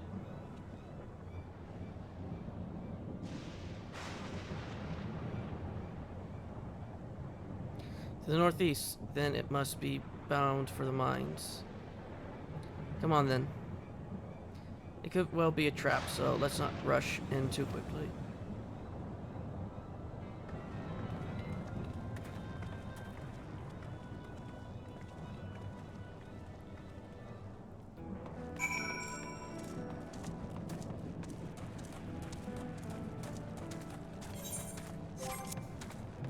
Then again, the Golden City might be connected to another reflection than the reflection this one's from.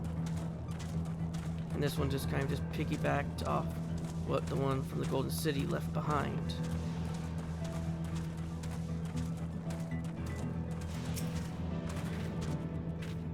I hear a faint voice just coming from inside. If it's not, so it's not alone, but we're still going in, of course. This may be a trap. Be ready for a fight, everyone.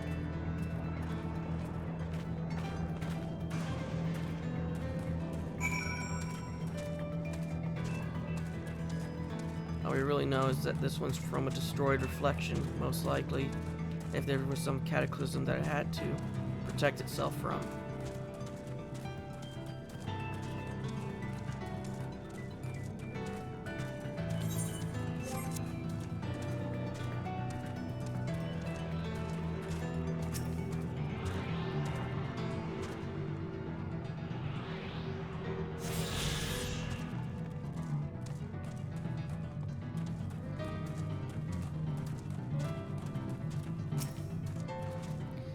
I can hear them, several people up ahead. I can't make out their conversation with the echoing. Let's keep going, stay on your guard.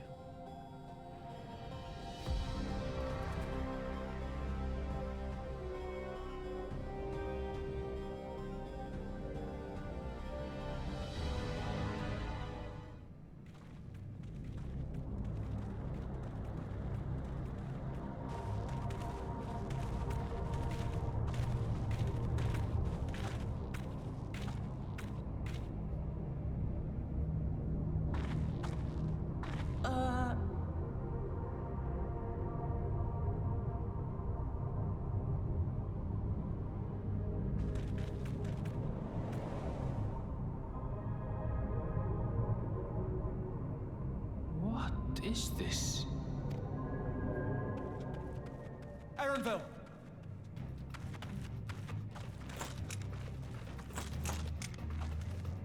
A trap?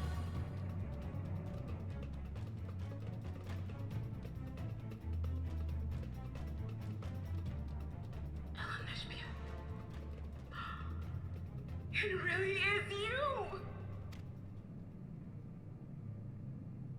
Huh? Who? I just had to get a look at you in the light, and I can still hardly believe my eyes. But it is you, my darling Olympia! My darling, what now?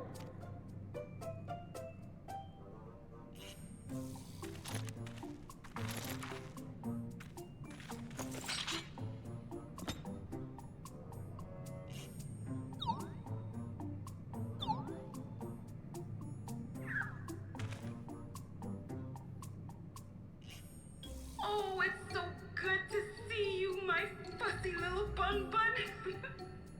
But what are you doing here? What brings you all this way?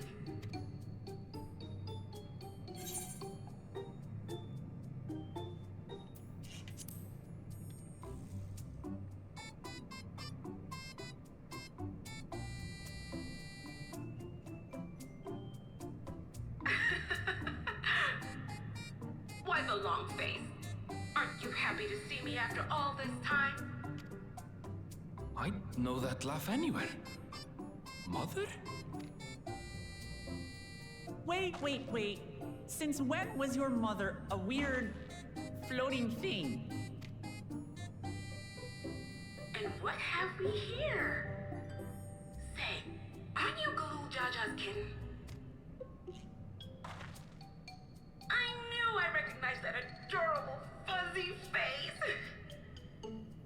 Leshbeer was always so excited whenever you invited him over to play. You remember me, I hope? I can't say that I do, but you know my father?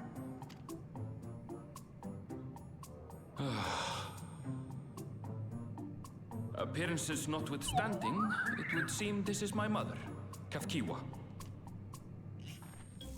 I'm sorry? Oh, but this won't do. Come in, come in! Friends of my Leshbeer are always welcome. All I ask is a little forewarning, but no.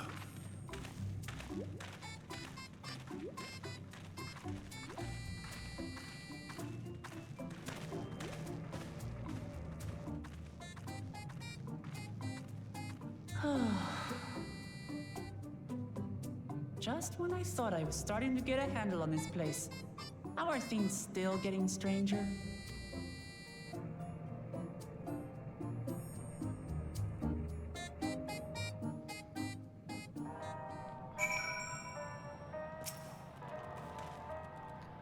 As far as I can tell, this is indeed my mother. I can think of a few people in the world quite so spirited.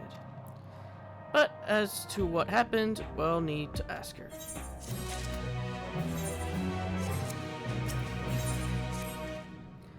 Let's hear what she has to say.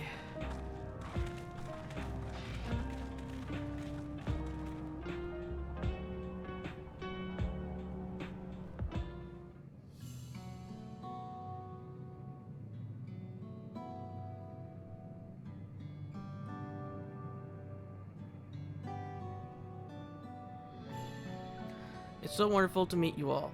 Why isn't this voiced?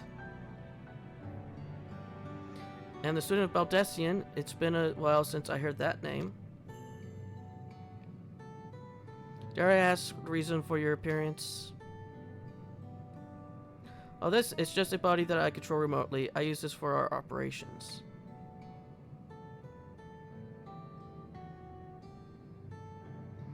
We're members of a resistance group, Oblivion, we call ourselves, and our goal is to thwart Zoraljah's ambition for conquest.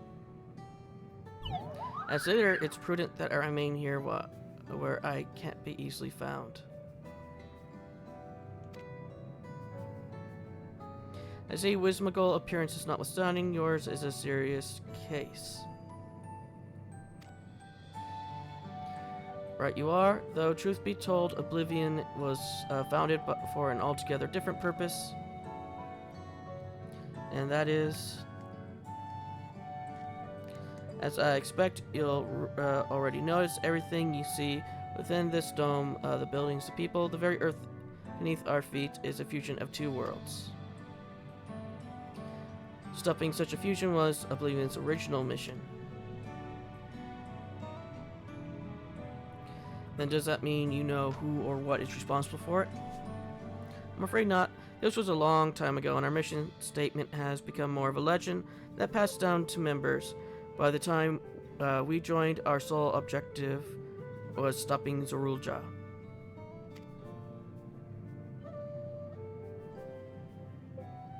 But we failed to do that, and now he's taking his armies outside the dome.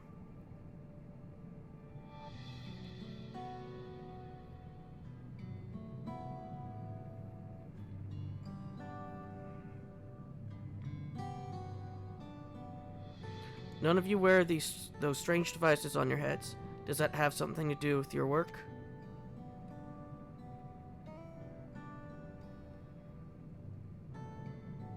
You mean this? It's a regulator, the pinnacle of electrobe technology, and that we don't wear it is indeed related to our operations. But what exactly does it do? Allow me to explain. Regulators have two primary functions. The first, as the name suggests, is the regulations of the wearer's reserves of souls. Should they die, the regulator expends a soul to bring them back to life.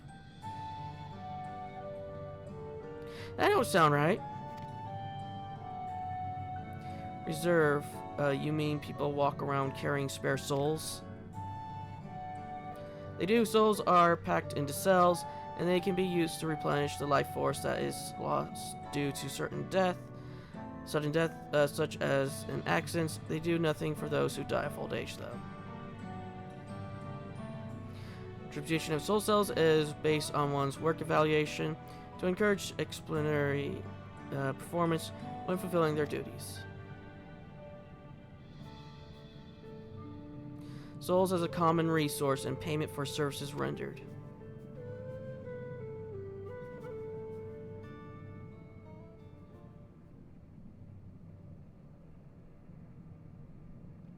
The voicent practice of consuming others for their ether comes to mind, and similarly, I expect that the act comes with some risk.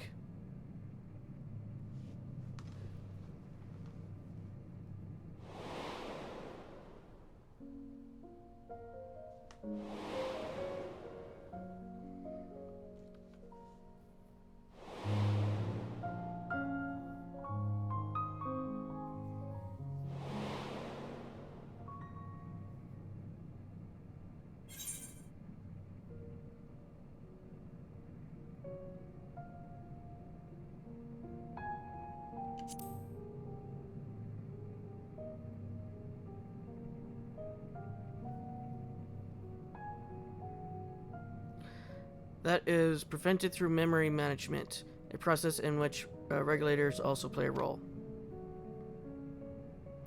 Memory management, then the reason everyone has forgotten Namaka's existence.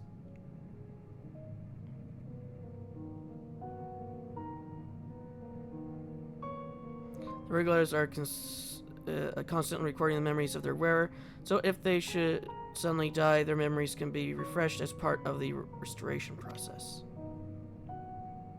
This is how they preserve one's identity and sense of self. However, the regulator also triggers when someone else dies. Reason being is that regulators forcibly extract memories relating to the deceased from another one wearing one. Why would they do such a thing?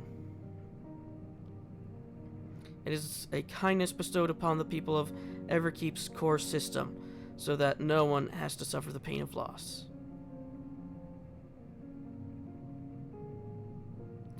So this is what is meant by their memories being in the cloud. Indeed, all memories of the deceased are wiped from the minds of the people and archived in the system. It's a frightening function of the regulators and an integral step in soul cell production.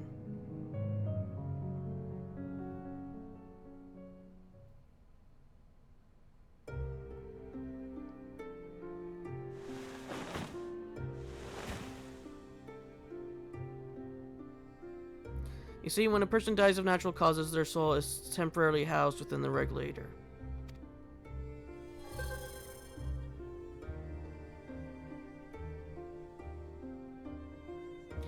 It's then delivered to a facility where memories are separated from the soul.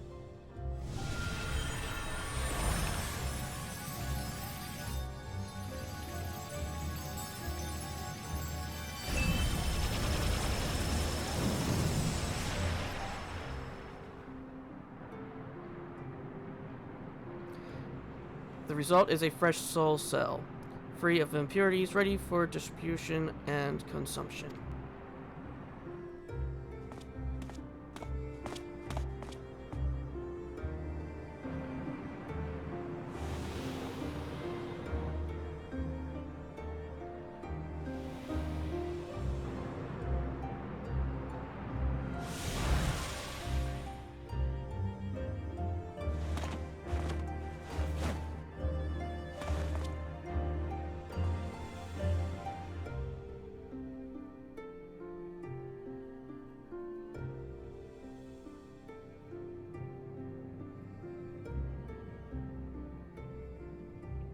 Meanwhile, the memories are stored in the core system to be remembered forever.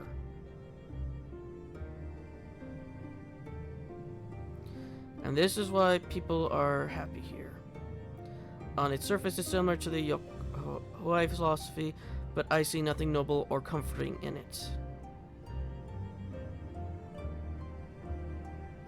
Well, doesn't seem so terrible to me personally. All comes down to what you're used to, I suppose. Like the barrier encasing Alexandria, this system was created to overcome the calamity that transformed the world hundreds of years ago. Amidst the mounting death toll, scientists used Electrobe to devise a means to save what lives they could so that the nation could endure.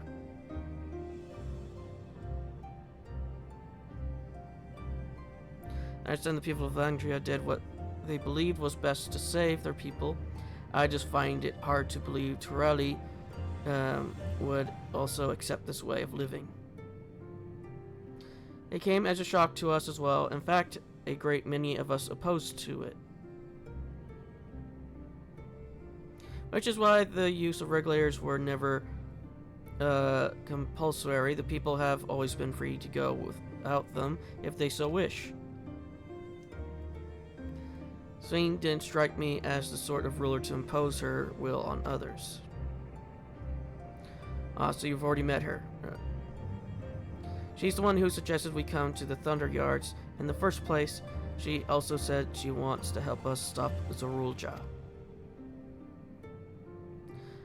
Awfully kind of her to point you in my direction and to speak so candidly as well.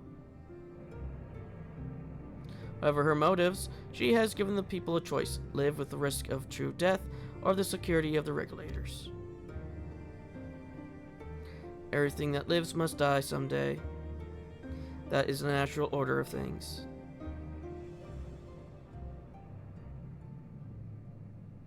Quite right, but however you feel about them, it would be easier to understand what the regulators are capable if you saw it for yourself. I know just the person to show you. As luck would have it, they should be starting work right about now. Who are we going to see exactly? Come with me and you'll find out.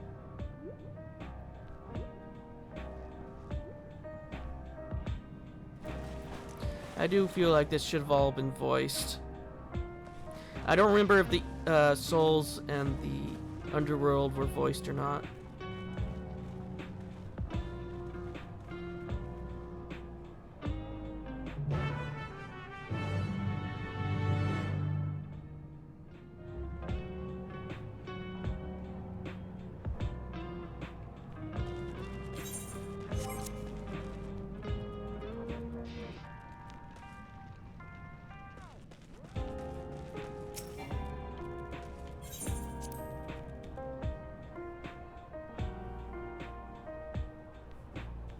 Probably after this quest, I'll call it an episode.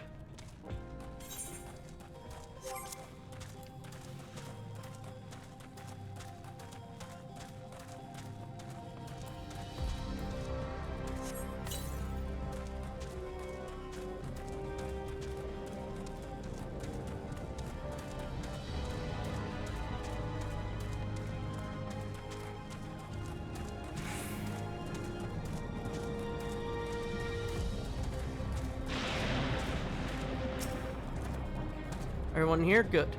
It is the responsibility of the Thunderguard's hunters to fell any fiends found wandering the area. We're to meet an acquaintance of mine, Strika, one of these hunters.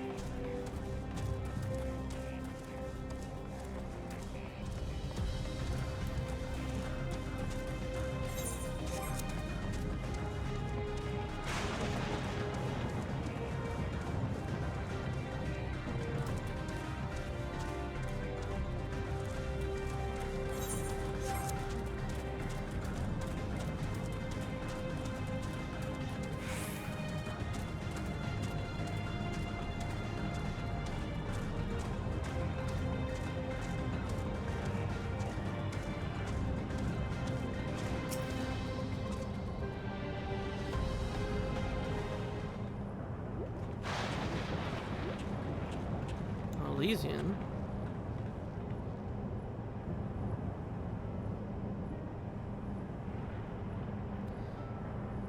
Kachua, what are you doing here and with so many friends? Apologies for the interruption, but I was hoping they might observe you at work. Hunting, you mean? That's fine, I guess. Hold on, I assume they were wearing special regulators like Queen Sphinx's crown, but they aren't wearing anything at all. It must be too dangerous to be here without one. What if they are struck by lightning or attacked by beasts? I can assure that they're all quite capable of looking after themselves. If anything should be amiss, I will take full responsibility. Well, don't say I didn't warn you. Danger aside, there isn't really much to see. Said you're a hunter, but wouldn't it be easier for those mechanical soldiers to guard this place? It would, if not for the fact that they're weak to lightning. The Thunder Yard being what it is, they've been ordered to steer clear.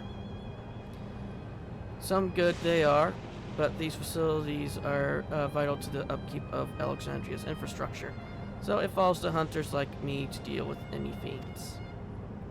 Given the danger, we're all compensated for our work. It's a perfect profession for anyone looking to build up savings. The special selection of souls for hunters isn't terrible either.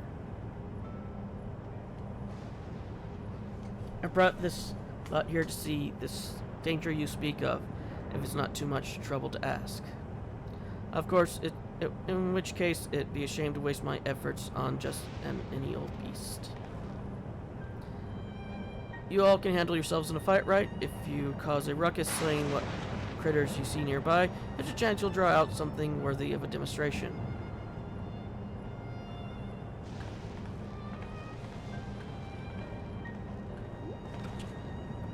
I'm not sure I understand, but I suppose we should each slay what we can.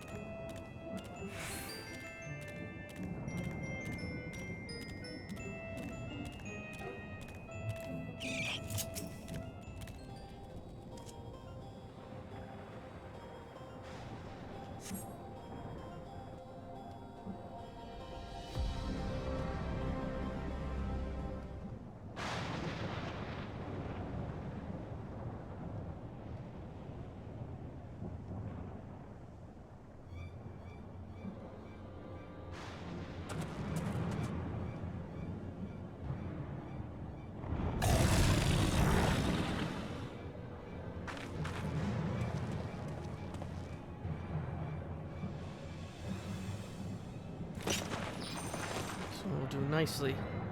Oh, so she's a pugilist. I was wondering what her weapon was. We'll help you. It's fine, really. I faced worse. Just watch.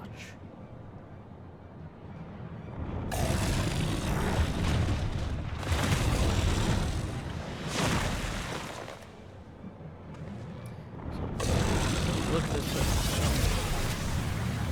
Oh no. Look out. And dead.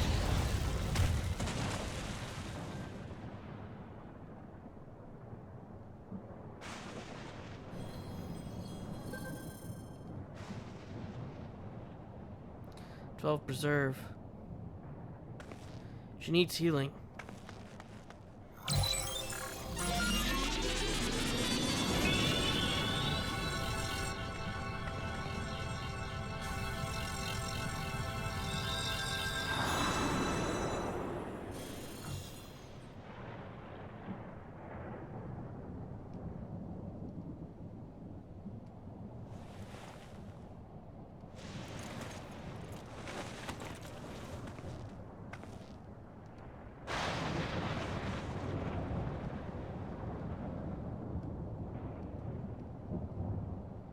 That was embarrassing. The bastard cut me off guard. Are you mad? Seriously, let us help. Told you not to worry. This will only take a moment.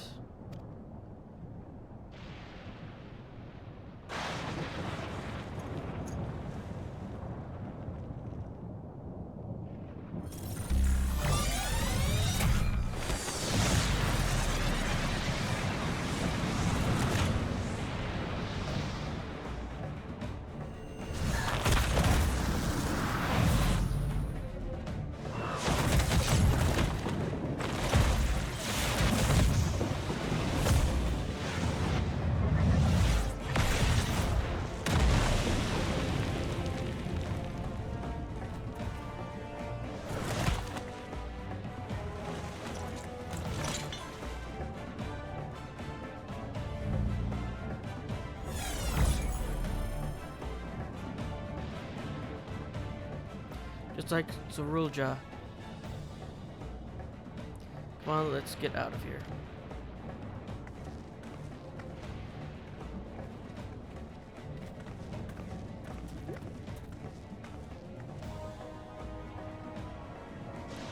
That's also a function of the regulator. Why are you asking me?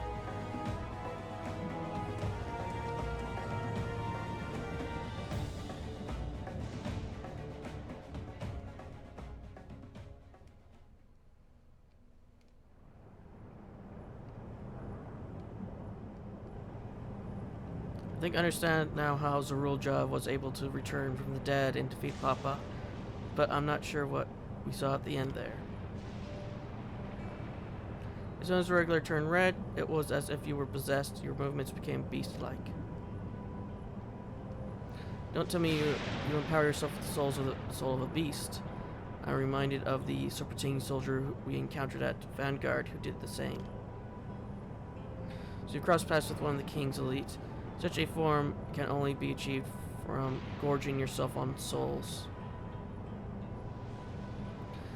So we could do the same in theory, but it's incredibly dangerous. Besides, it's not as if they allow hunters to carry that many souls to begin with.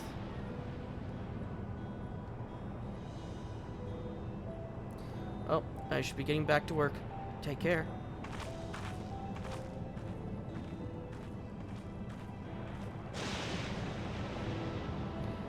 And there you have it. Regulators can be loaded with two kinds of souls, those of people and those of beasts.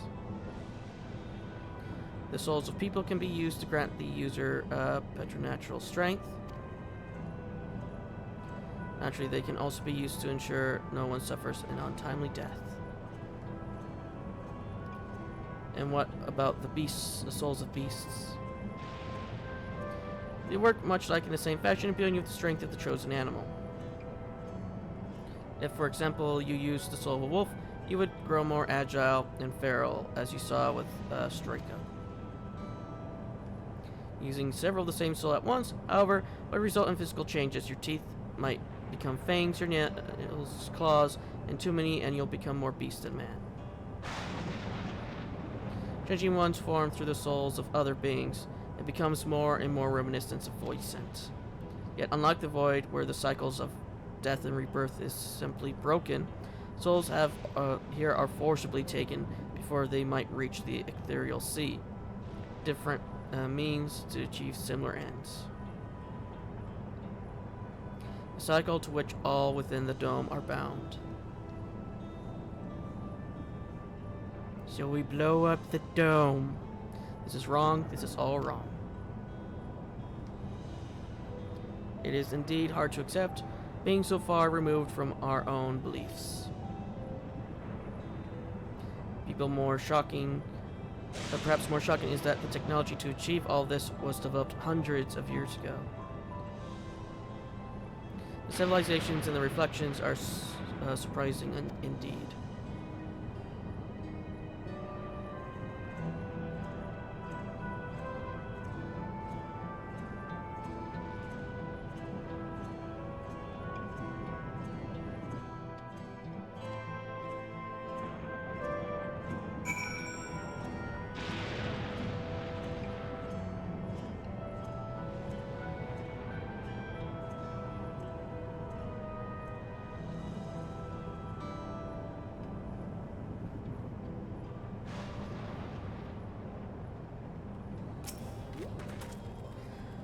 Well, we all have our thoughts on souls for now. The important thing is we know what power Zorolja has at his disposal. This is one thing to separate corporeal ether from incorporeal ether, but to strip memories from the soul entirely is unprecedented technology. This is no longer only Torul's concern. With his newfound power, Zorolja could become a real threat to the entire world. Indeed, he has to be stopped no matter the cost.